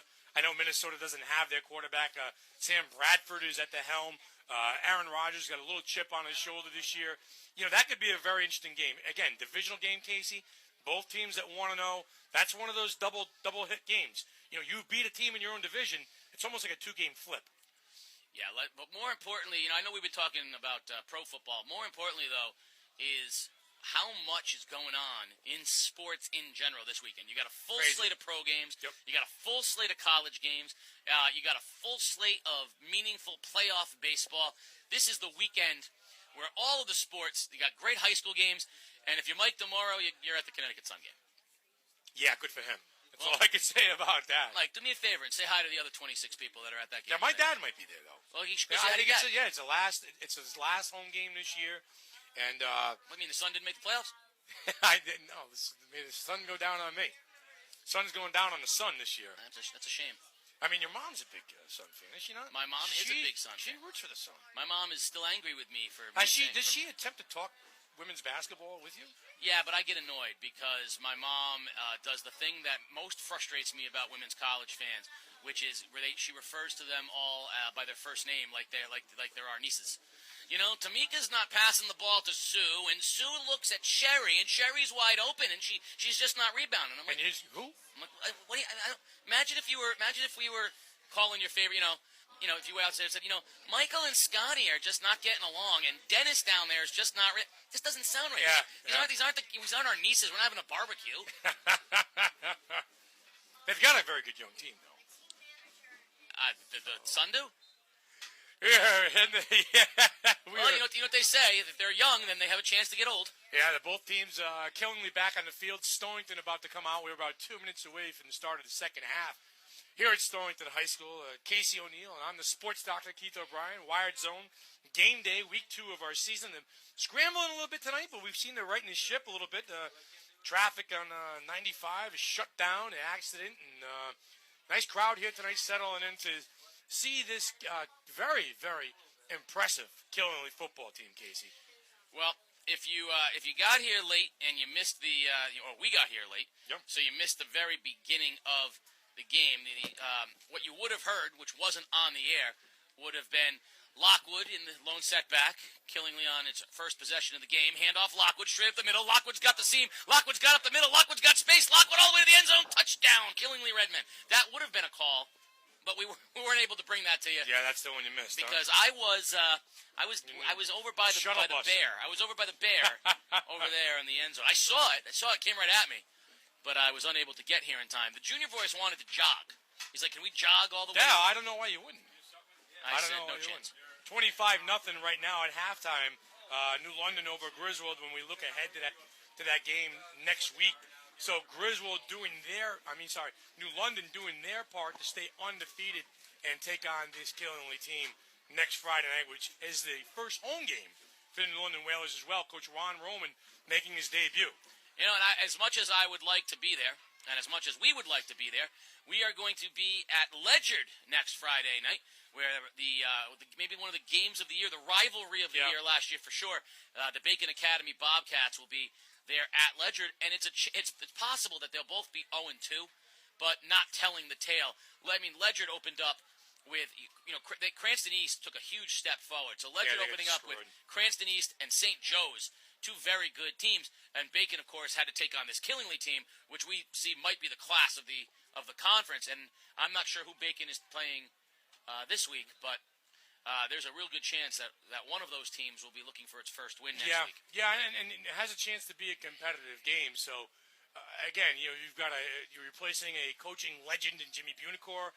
You're replacing almost a 4-year starter in Max Ebden. Ty Ebden. His brother Max is playing. So, I mean, there's a lot of. I mean, there's some weapons there. Manny DeShield, Sanabria. I mean, Kenny Turner. There's still some weapons there. But two new coaches, though. Again, that rivalry also with two new coaches because Bacon Academy had to replace Eric Lorca. Yeah, moved on with Jonathan Law. Montville getting pushed around a little bit at Plainfield, 22-0 right now. That is a surprise. That's a surprising score. Yep. So 3 or 4 games. Tanner Grove felt very good about his team last week after their shutout victory. He really thought they defensively were very sound. That's a surprising score for me. Plainfield, of course, having gotten shut out, but I can see how Stonington defensively gave Plainfield fits last week. This Stonington team is a sound defensive team. What we're seeing tonight is Killingly is just exceptionally good. Yeah, and talking to the coaching staff yesterday, and we talked to Chad Neal last night, and we asked him, how good can this team be? How good? You lost the first game of the season last year, and didn't lose again, Casey, till December. I mean, how good can you guys be getting out of the gate with a 1-0 start? And he was humble, but he was very confident.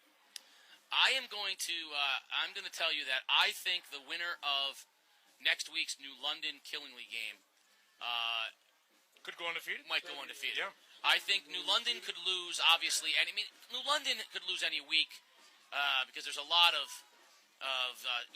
sort of building still to happen there. But Juan's going to have them ready. They're going to face some adversity. They're going to face Ledyard. They're going to face NFA, Fitch. There's going to be teams that can hang in there and give them a game. Right, but they're going to face some internal adversity, too, which Coach Roman will have to coach them out of.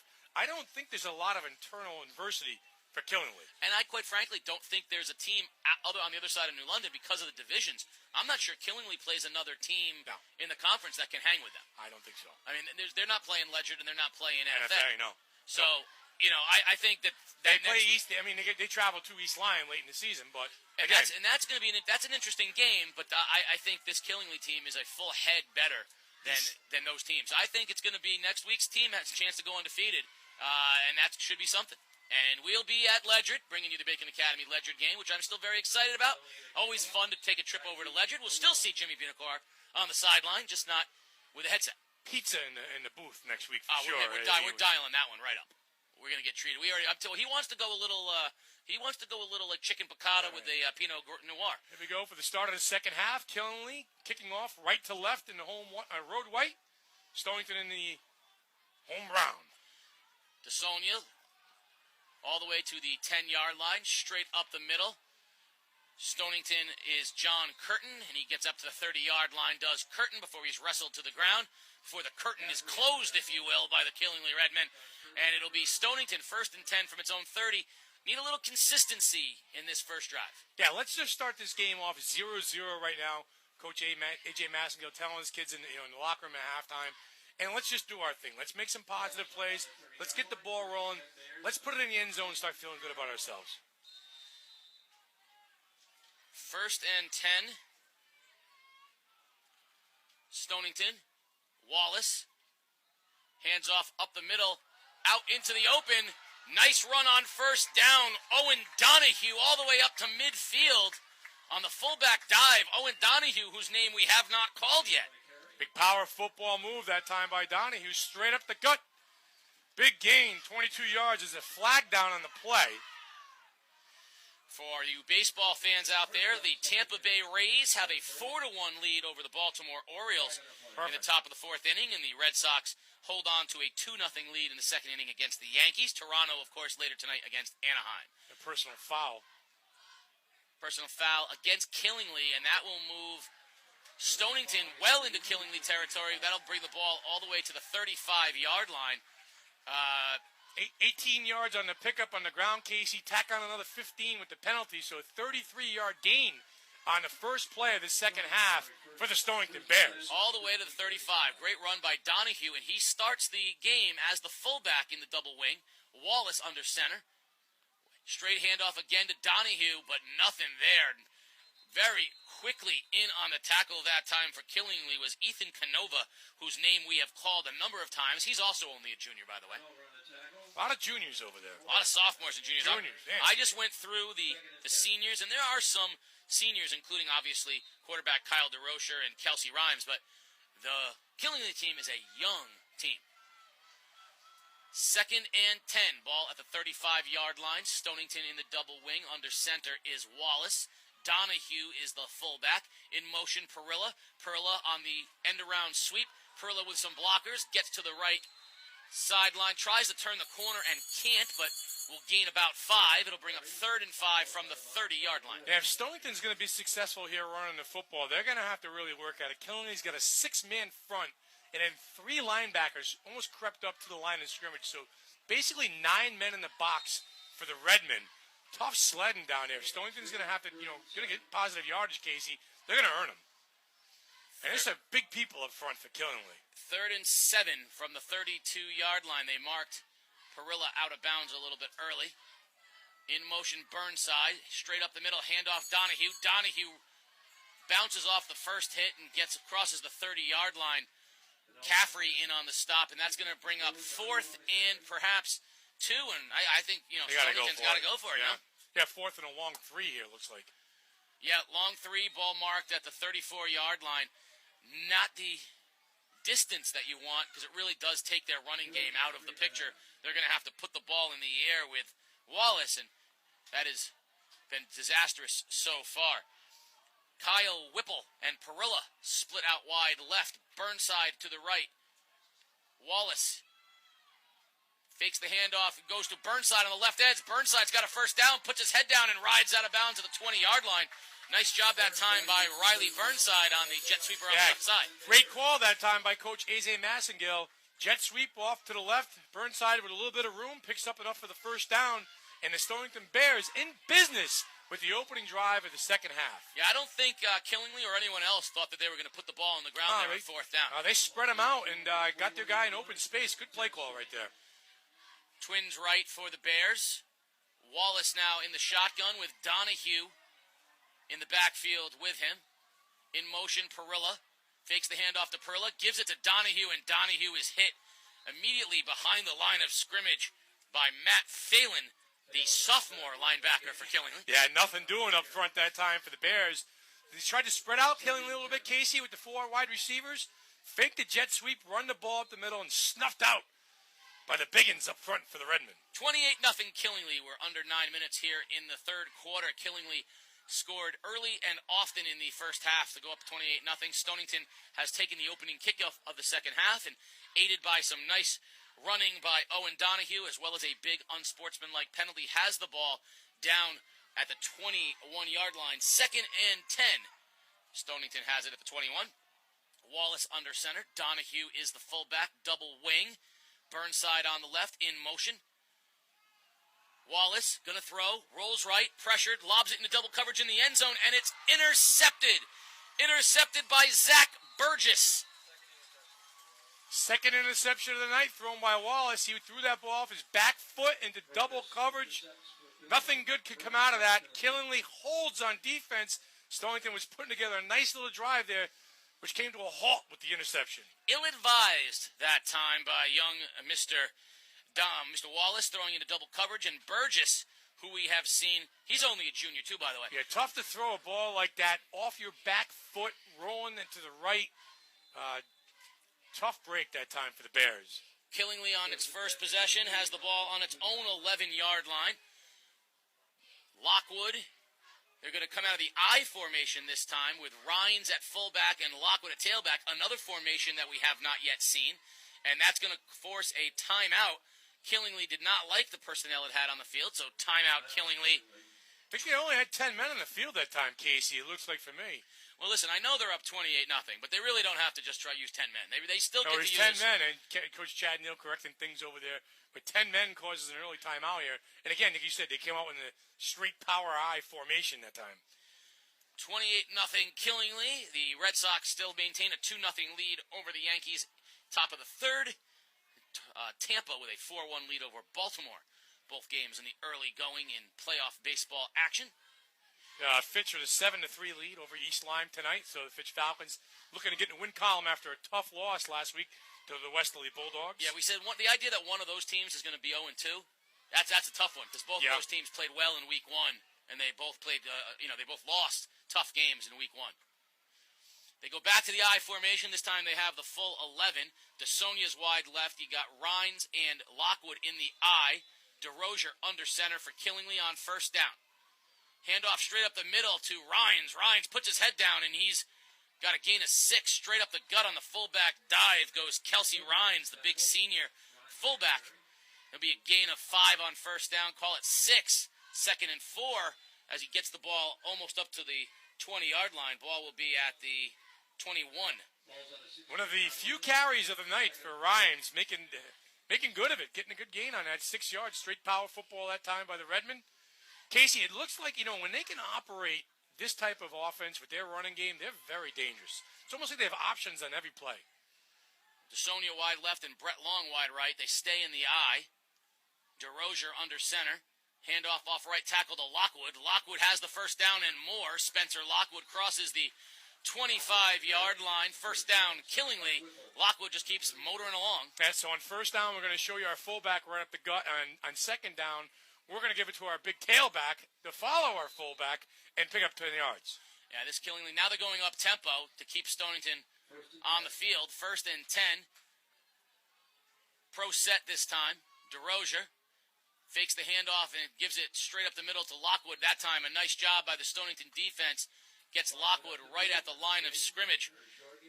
Led that time by Jake Mueller from his linebacker spot. no gain that time. It'll be 2nd and 10. 18 carries for 164 yards for Spencer Lockwood as he is on his way to a 200-yard night. But tough running up front that time. Almost like a stretch play to it, Casey, out of that pro set formation. 2nd and 10. Now Killingly goes trips left, single wide right, puts DeRozier in the shotgun with Lockwood standing to his right, with 6:31 remaining here in period number 3. DeRozier on a counter to Lockwood. Lockwood trying to get to the outside, trying to be chased down by Burnside, and Burnside, along with Nick DeDominicis, knock him out of bounds at the 45-yard line. But a nice little counter trade that time by the Killingly Redmen with Lockwood. Yeah, spread the field, get Lockwood in some open space, and let him make plays. And he's been doing that all night long. Not only the power to get through the hole, but the quick feet to take him upfield, too. I like Stonington's still flying to the ball and delivering big hits, but Killingly's just moving those chains. 1st and 10 Redmen now. They started in the shadow of their old goal line. They're all the way up to the 46-yard line. You see power formation running out of that. Then you see a spread formation, and they run the ball out of that, too. Back to the I. Receivers on both sides. Rhines is the fullback. Lockwood the tailback. DeRozier. Fullback dive to Rhines, not much there. Nice job by the interior of the Stonington line, led by Jake Mueller, the linebacker. Stuffs him there for no gain. Yeah, that's almost an option look because you see DeRozier finishing the playoff going down the line, so it wouldn't surprise me here to see Killingly pop the option, have DeRozier keep it, pitch it to Lockwood. Probably trying to soften up that Stonington defense a little bit. Yeah, that's the Rocky Balboa. That's the body blow up to the ribs of right there. And you're going to see either the take it out of the gut pitch, or you're going to see the take it out of the gut Gauthier running straight down the middle of the field. Yeah, or DeRozier with some legs turning the corner. I don't think you're going to see DeRozier. I'm going to call you on that one. I don't think DeRozier's going to keep the ball. I think you're going to see Lockwood on a pitch, or you're going to see Gauthier running that post pattern right down the middle, that Gronkowski seam route. Same personnel like what Coach Neal talked about, a lot of different options. Timeout on the field with 5:03 remaining in the third period, 28-0 Killingly. And, of course, third quarter is brought to you by Lawrence Memorial Hospitals. If I were to fall down and hurt myself after the game today, I know where I would go. I'd go to one of the many Lawrence Memorial walk-in centers throughout southeastern Connecticut. No appointment is necessary, and they will provide quality and efficient care for all of your emergency medical needs. That's Lawrence Memorial Hospital. And, of course, if I needed to drive there, I'd go get myself a car from MJ Sullivan Auto down there in the corner of Broad and Coleman Streets in New London. MJ Sullivan has all kinds of deals, friendly customer service, and some really talented people to help you get yourself a brand new car. So go on down to MJ Sullivan Auto on the corner of Broad and Coleman Street in New London and tell them that game day they sent you down there. Sports Stock, they give you a discount. I can picture you driving a Corvette. Corvette guy, Casey? I'd drive a Corvette. I'd rather drive like a Stat Guru. You Corvette? You a sports car guy? Or I'm not a muscle car. I'm not a muscle car. I'd rather be like I'd rather have like an Austin Martin or an Austin Healey, one of those cool classics. Yeah. From the shotgun now, DeRozier, little swing pattern to Lockwood in the right flat. Lockwood puts a head of steam down, crosses midfield, gets back over the line of scrimmage for a gain of 4. But again, great pursuit that time by the Stonington defense. It's going to bring up 3rd and long just over midfield for the Redmen. Active Stonington linebackers left to right pursuit that time, Casey. Lockwood looking for a cutback lane in that play, and it was not there. Stonington, they've hung in there on defense. They've just given up some big plays tonight in the passing game. Now, James Bond drives the Austin Martin, but are you familiar with Father of the Bride, Steve Martin movie? Sure. He drove an Austin Healey. That's the car that I like. Little sports car. Handoff on the counter trade to Lockwood off the right side. Stonington ready for it. Stack him up right at the line of scrimmage on midfield. Second time, Killingly has gone to that little counter play, but nothing there. That's going to bring up 4th down at midfield. I think Coach A.J. Massengale's got to be happy with this fight of the team here in the second half.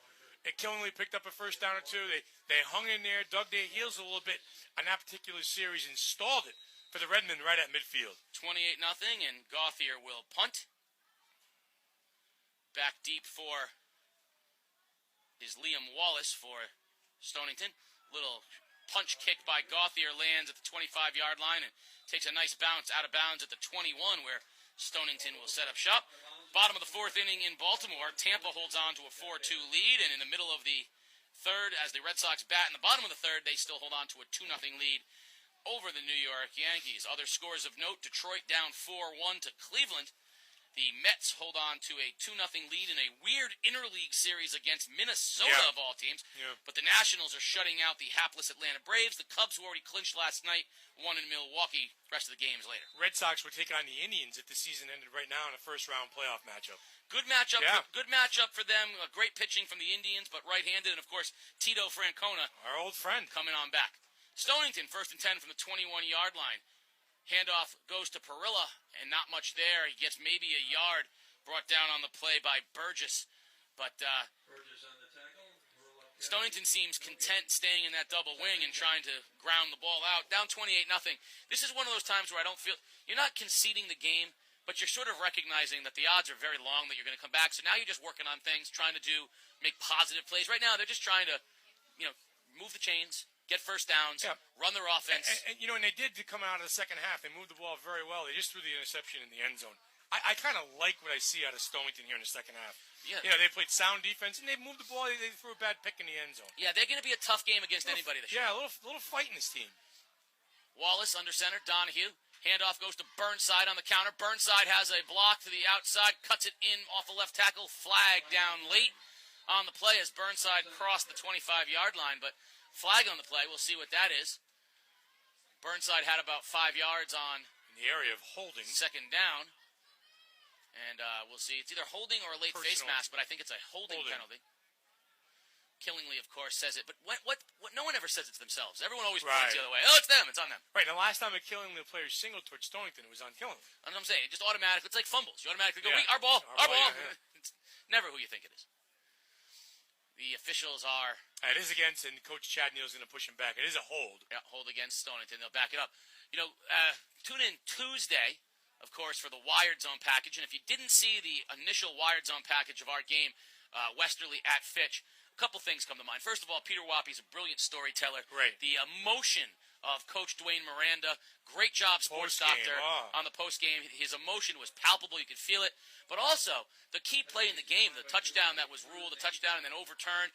What a great job by the camera crew here of the day. Getting down, you could see how the whole thing developed. You got to hear the official Not a catch. explain it. Yep. What a brilliant job by the game day crew. Best in the business. Wallace under center here, third down. Pitch to Burnside, Fumble! falls on the turf. Fumble, and Burnside falls on it back at the 16-yard line and slams the ball to the turf. Riley Burnside that time mishandled the pitch, was a little bit behind him. That's going to bring up fourth down and just kind of a broken series that time for the Stonington Bears. Yeah, I think Burnside felt he had a lane on the outside out there. Had a little running room. Ball hit the turf, and he covered it up, so they're going to have to give the ball in possession right now. Woodworth back to punt. Burgess and Montpellier back at midfield for Killingly. Woodworth stands just outside his own goal line. Left-footed kicker. High, spiraling, towering punt comes down and mishandled by Montpellier. Goes through him, and he wisely falls on the ball, but all the way back to the 35-yard line of the Redmen. So Josh Montpellier, the sophomore, mishandled the high kick. What a great punt that time from Woodworth. Yeah, Woodworth had a healthy leg all night, the left-footed kicker. That time could have been disastrous for Killingly. But instead, they will have the ball 1st and 10 at their own 35-yard line. 1:49 remaining here in period number 3. The Redmen on top 28-0. Casey O'Neill, along with the sports doctor Keith O'Brien, the junior voice of game day, sits to my left. We got the Stat Guru 2.0 and, of course, the great camera crew here on theday.com. We got Connor up top. We got Tim Cook. We got Carlos down on the sidelines. We're a little short-handed tonight, but we're making it work. Doing it up, boys. DeRozier under center. Hands off to Lockwood. Lockwood breaks a tackle. Lockwood into the second unit. Lockwood dragging down defenders past midfield. Spencer Lockwood with another big gain. 15 yards on first down. Crosses midfield. The Redmen are in business on the Stonington side of the football field. Yeah, the vision, the power, the speed, the jukeability by Spencer Lockwood got him over 200 yards on that carry, Casey. 205 yards for this young man in this ball game tonight, with still a full quarter left to play. 1:30 remaining. He's in the backfield. DeRozier under center. DeRozier fakes the handoff to Lockwood. Play action's got Long wide open down the middle of the field. Lofts it up and hits him in stride. Touchdown. Killingly Redmen. Brett Long. But a flag on the field, but the official is saying personal foul, roughing the passer against Stonington, so that touchdown will stand. Kyle DeRozier, Brett Long, touchdown. 4th touchdown pass tonight for Kyle DeRozier off the play action. Fooled everybody on the Stonington defense. Long snuck free, easy pitch and catch for 6.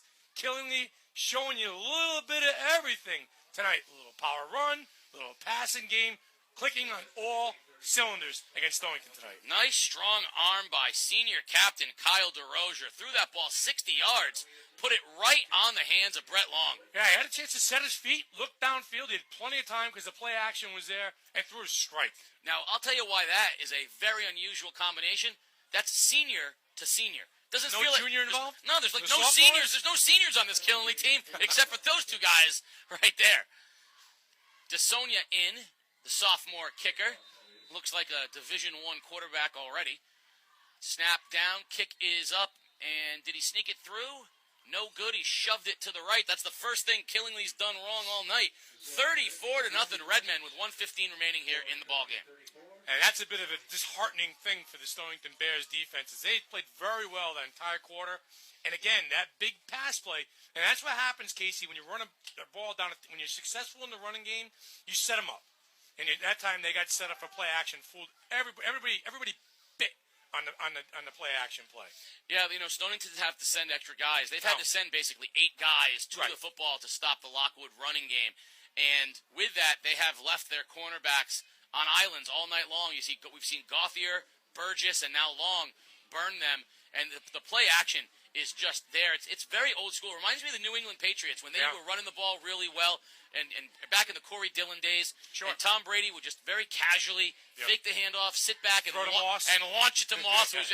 That's just what it reminds me of. Very, very simple, but shows you the effectiveness of play action. Yeah, and it really keeps the defense guessing. I mean, especially with Killingly. When you could run the ball that effectively with Spencer Lockwood, how do you not creep up as a defender? How do you not want to cheat? How do you not want to bite?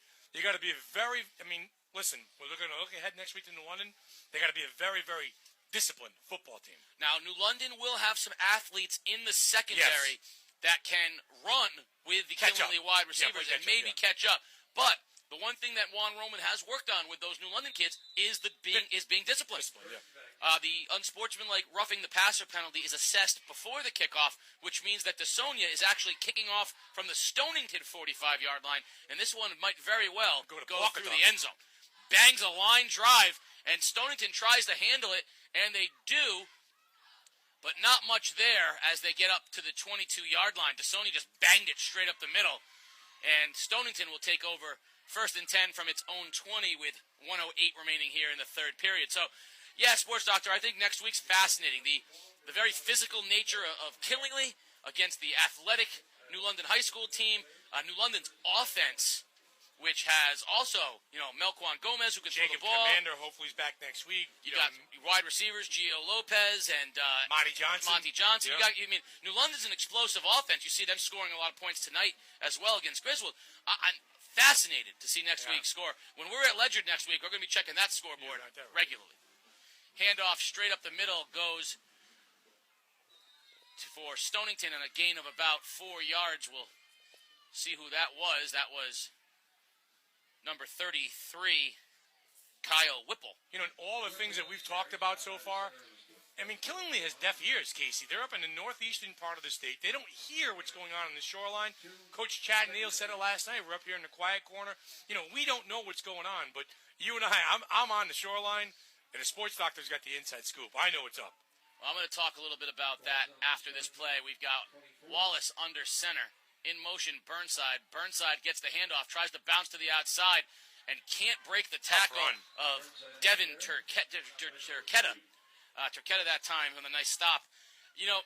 I was thinking about that. Killingly, which is on the Massachusetts part of the state in the northeast corner, had to travel to Stonington, which is on the Rhode Island border in the southeast corner. It's about as far a drive on the east coast of Connecticut as you can take.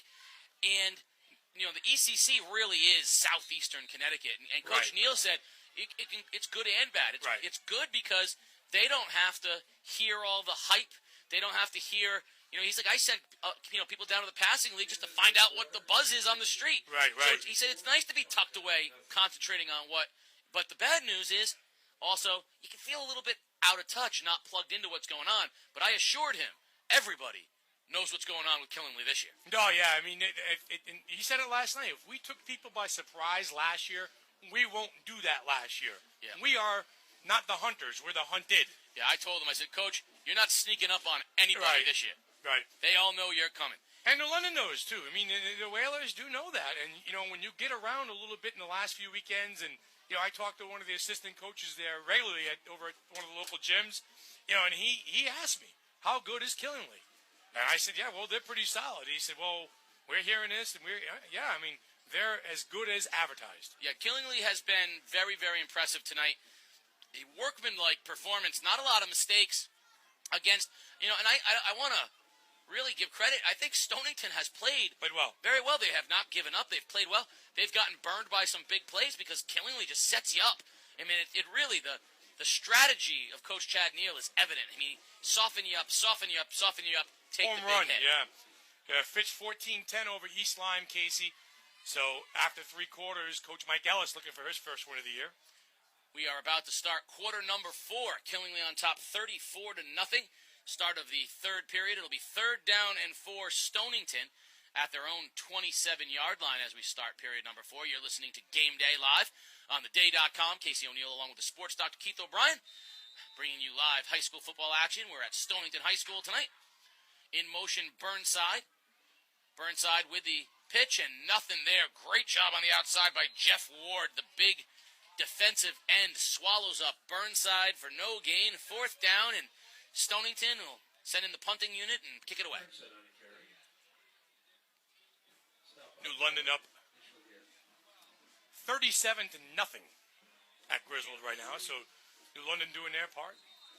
So 34-0 Killingly. Yeah. 37-0 New London. Yeah. Going into a matchup of playing each other next week. Yeah. Can't get any better than that. No, it's a it's a big time game. Nobody looking ahead, that's for sure. Montpelier stands at his own 40-yard line along with Burgess. Woodworth with a big left foot for Stonington with a high spiraling kick. Bounces at the 45-yard line, takes a Stonington bounce down to the 41-yard line, which is where Killingly will set up shop. 1st and 10, Redmen at their own 41-yard line. 38-0 with the extra point. I stand corrected.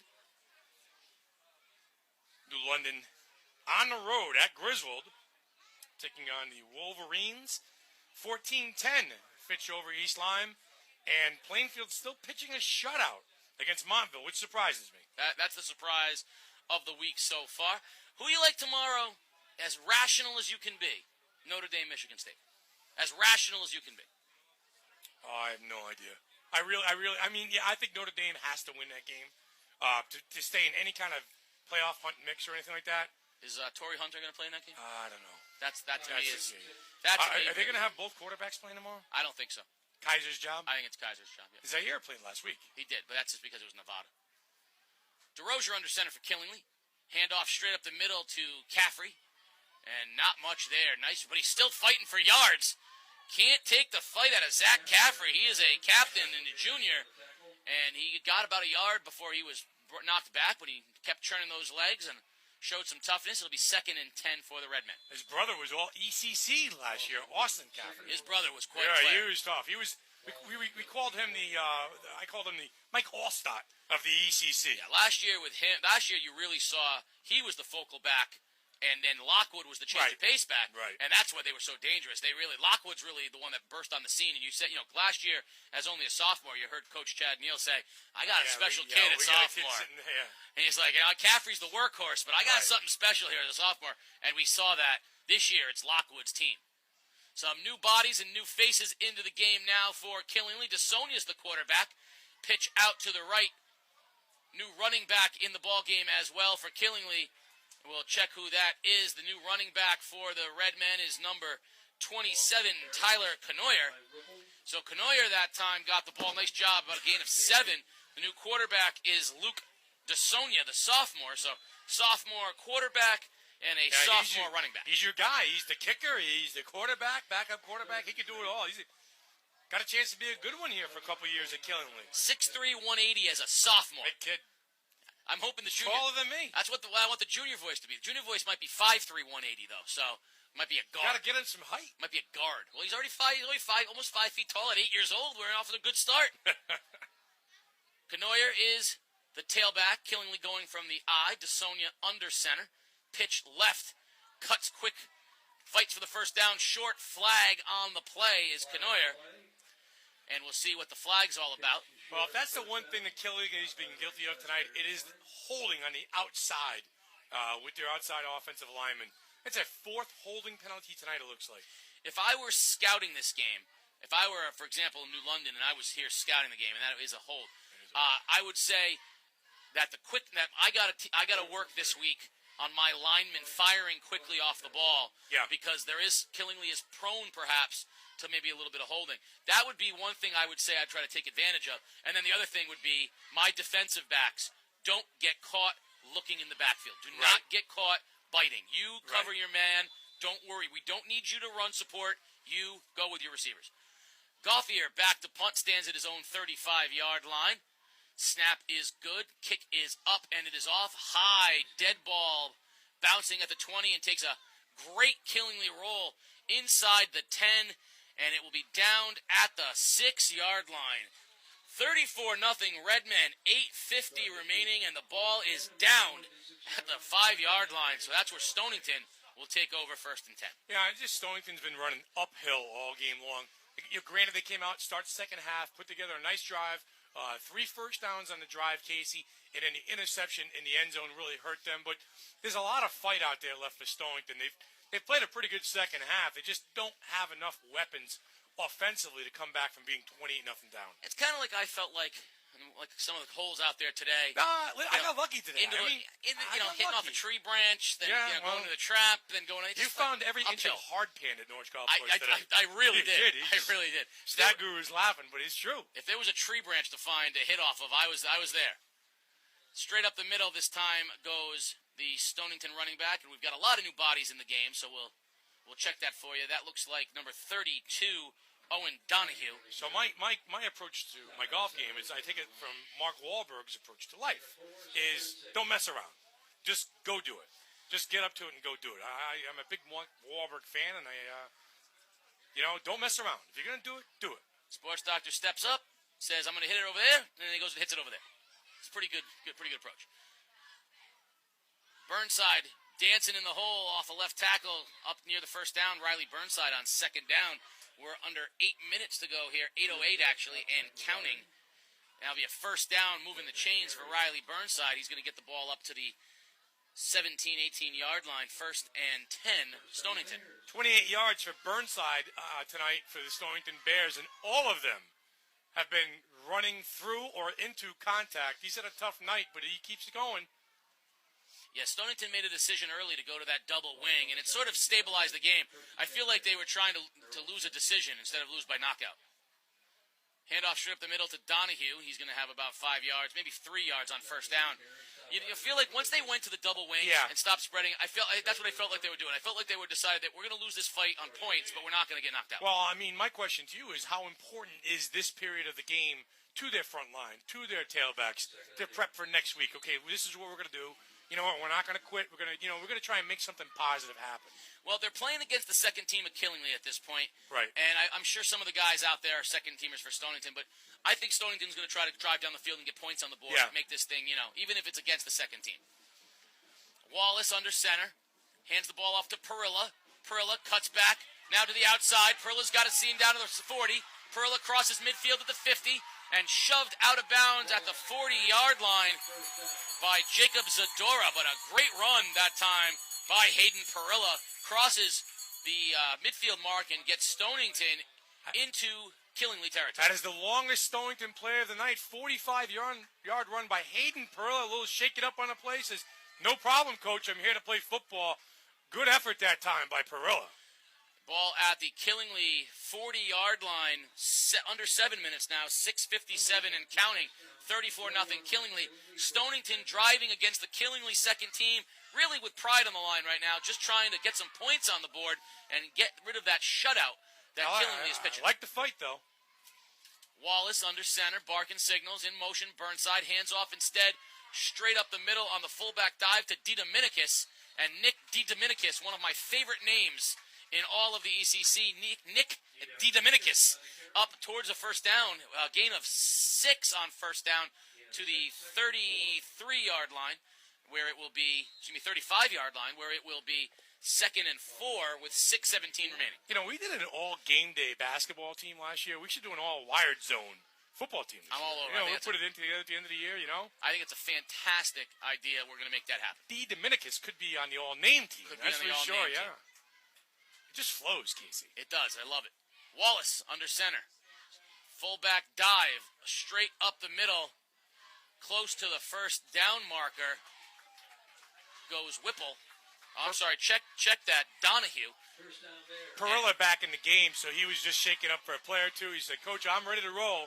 Just came off of a 45-yard jaunt.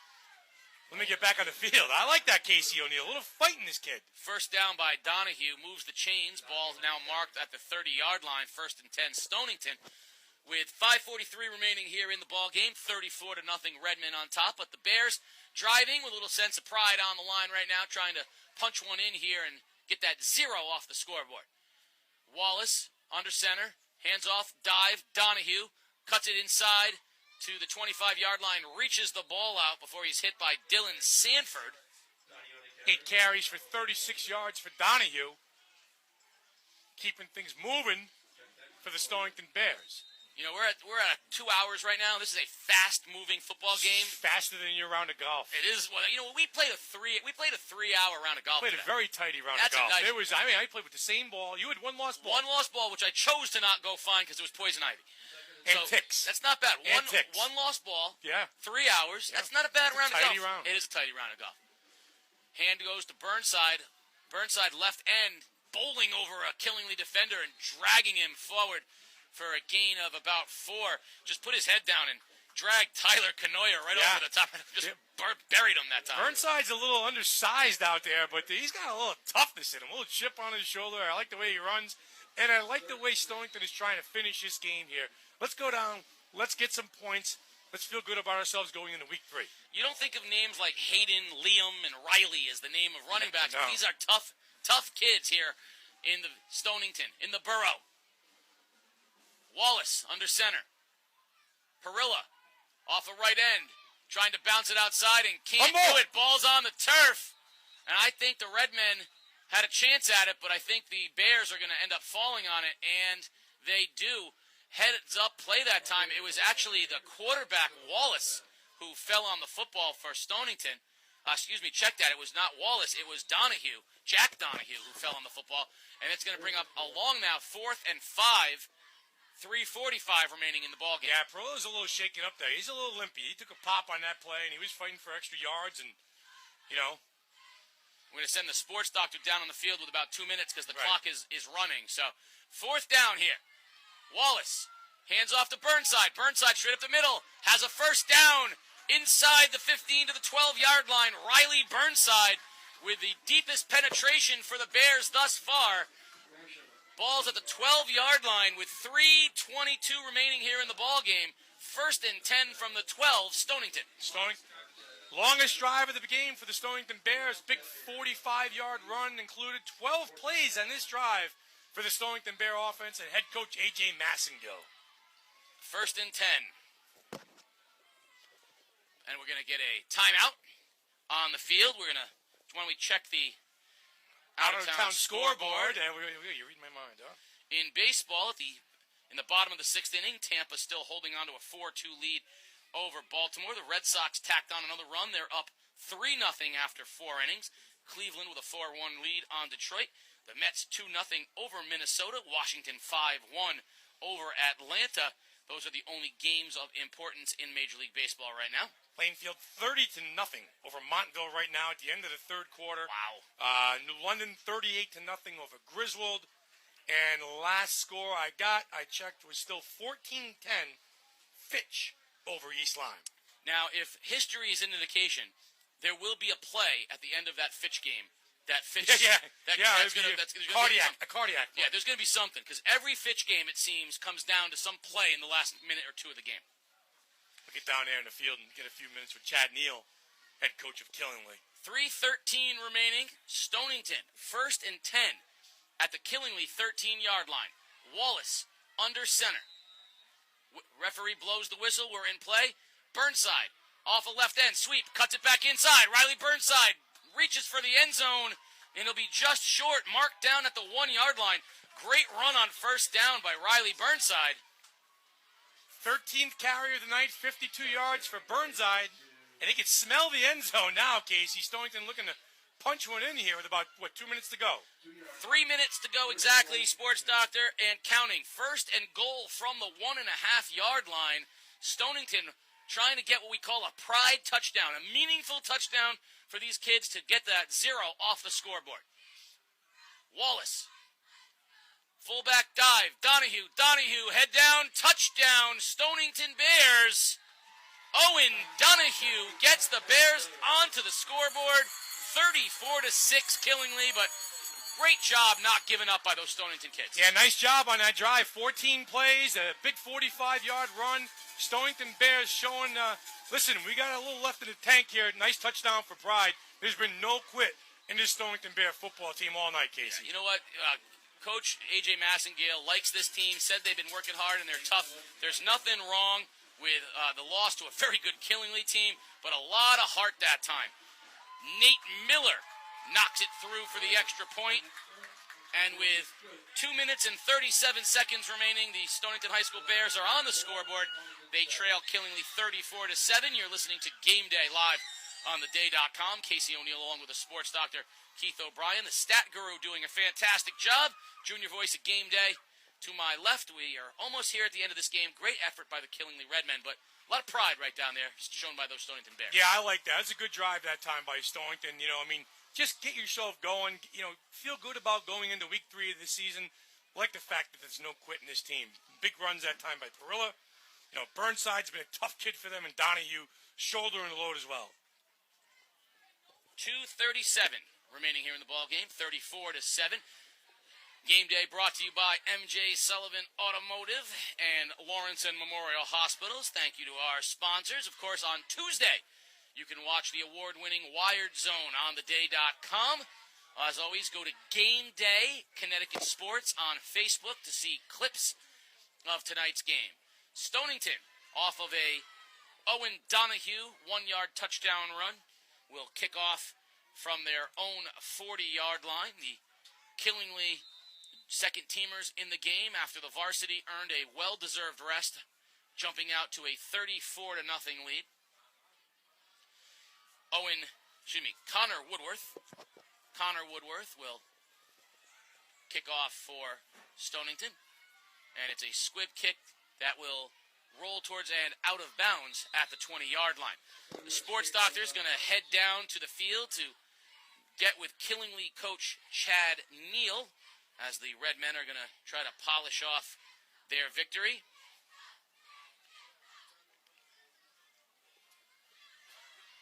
.237 remaining.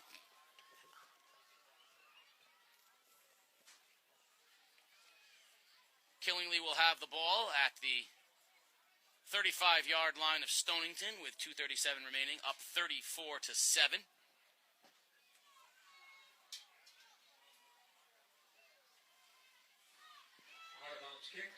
The out-of-bounds kick, automatic penalty against Stonington. It'll be 1st and 10 Killingly, ball at the 35-yard line. Redmen looking to run the clock out here with 2:35 remaining in the ball game and a 34-7 lead.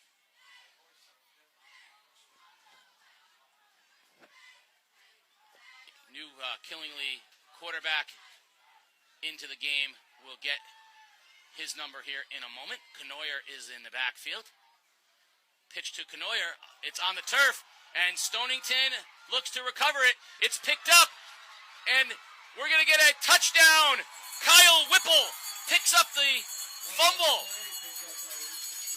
And a touchdown for the Stonington Bears on a busted play. The snap was behind Canoyer, and a great job by Whipple. Scoops it up, and Stonington has scored again. It's 34-13. We had a brand new quarterback into the game. I believe that was freshman Jacob Nurse. Jacob Nurse was into the game. He's only a freshman quarterback for Killingly, and a bad pitch that time got behind Kanoya, and now Stonington, Whipple picks it up, rumbles in for the touchdown, and the extra point by Nate Miller is good. 34-14. Say hello to the junior voice of game day. Junior voice, how are you today? I am very well. How are you, Casey?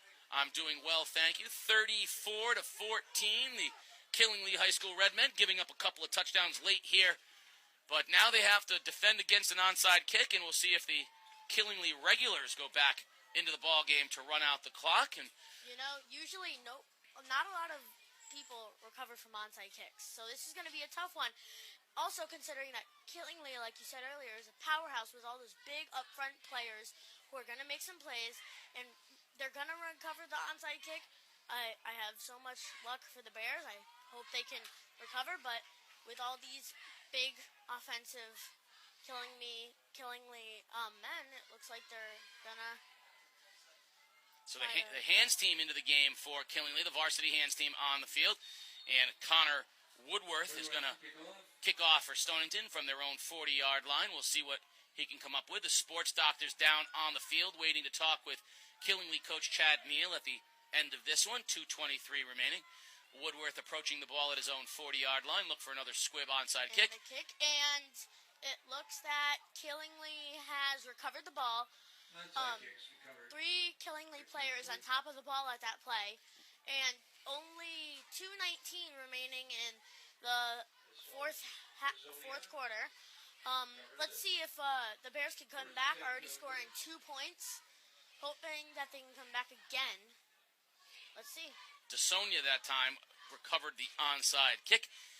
Yep, he's 8 years old and ready for color out there. ESPN, come find the junior voice of game day. The stat guru is sitting next to me going, what do I got to do to get on the air? I got an 8-year-old doing color over here. Stat guru, eventually, you can earn your way onto the microphone. You just have to be my son.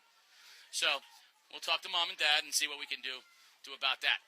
So we got DeSonia back in the game at quarterback. So Nurse took one snap. He's back on the bench. DeSonia's in the game now for the Redmen. And the snap. And he hands it off up the middle, and only about 5 yards on that play there. Dylan Sanford got the handoff that time for Killingly. So, are you telling me that you're going to do play-by-play here? Because that's my job. I will try. No, that's my job. I do play-by-play, and then you comment. That's my line. 2nd down and 4. We're under 2 minutes remaining. Ball at the 46-yard line. Nice run that time on 1st down. And Killingly just trying to run the clock out here with a large lead. So DeSonia back under center, and Kanoya is the tailback. In the I, Sanford the fullback. And he is going to hand it up middle. Fullback dive there. Not going to get them the 1st down, but it is going to gain them 1 run.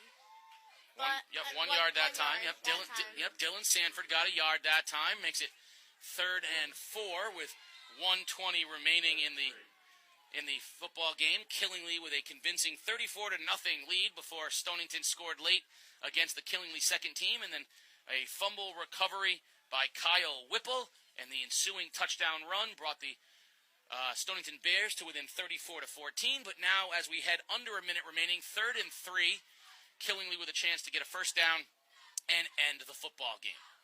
And here they go, and it is going to DeSonia himself, and he's going to gain about 4 runs, 4 yards on that play.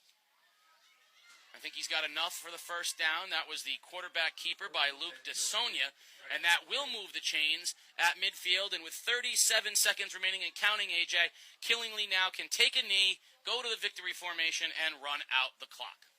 This has been a good game so far, but they're going to run out the clock now with only 22 seconds remaining in the clock, and they're going to take a knee there, which is going to run down the clock at 16 seconds left in the 4th quarter. And, well, it looks like Killingly has just won the ball game.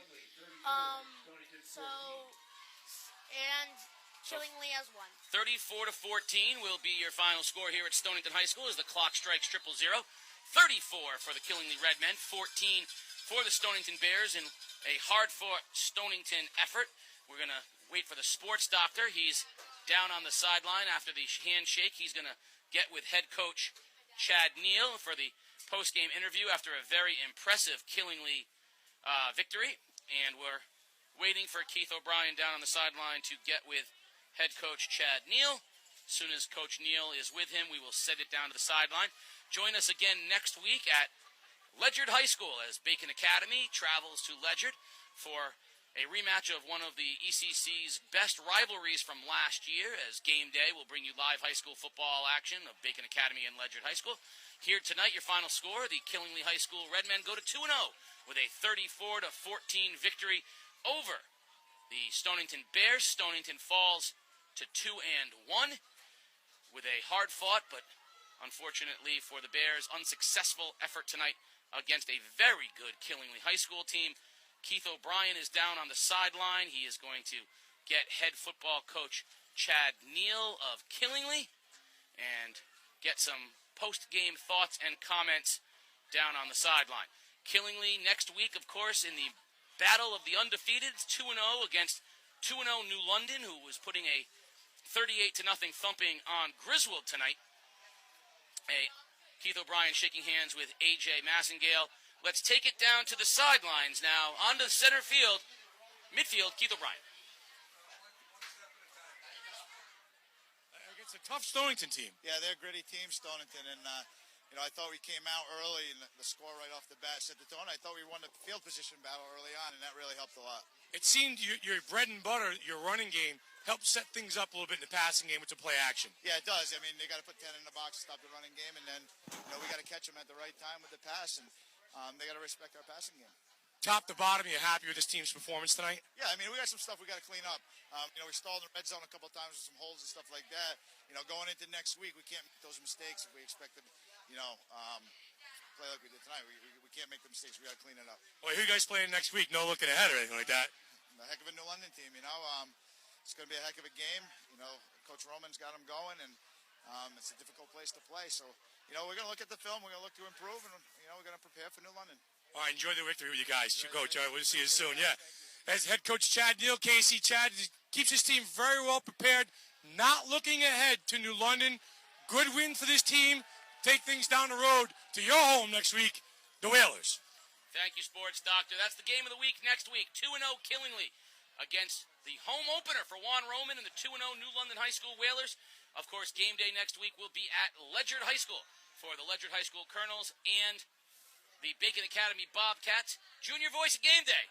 Take us on out of here.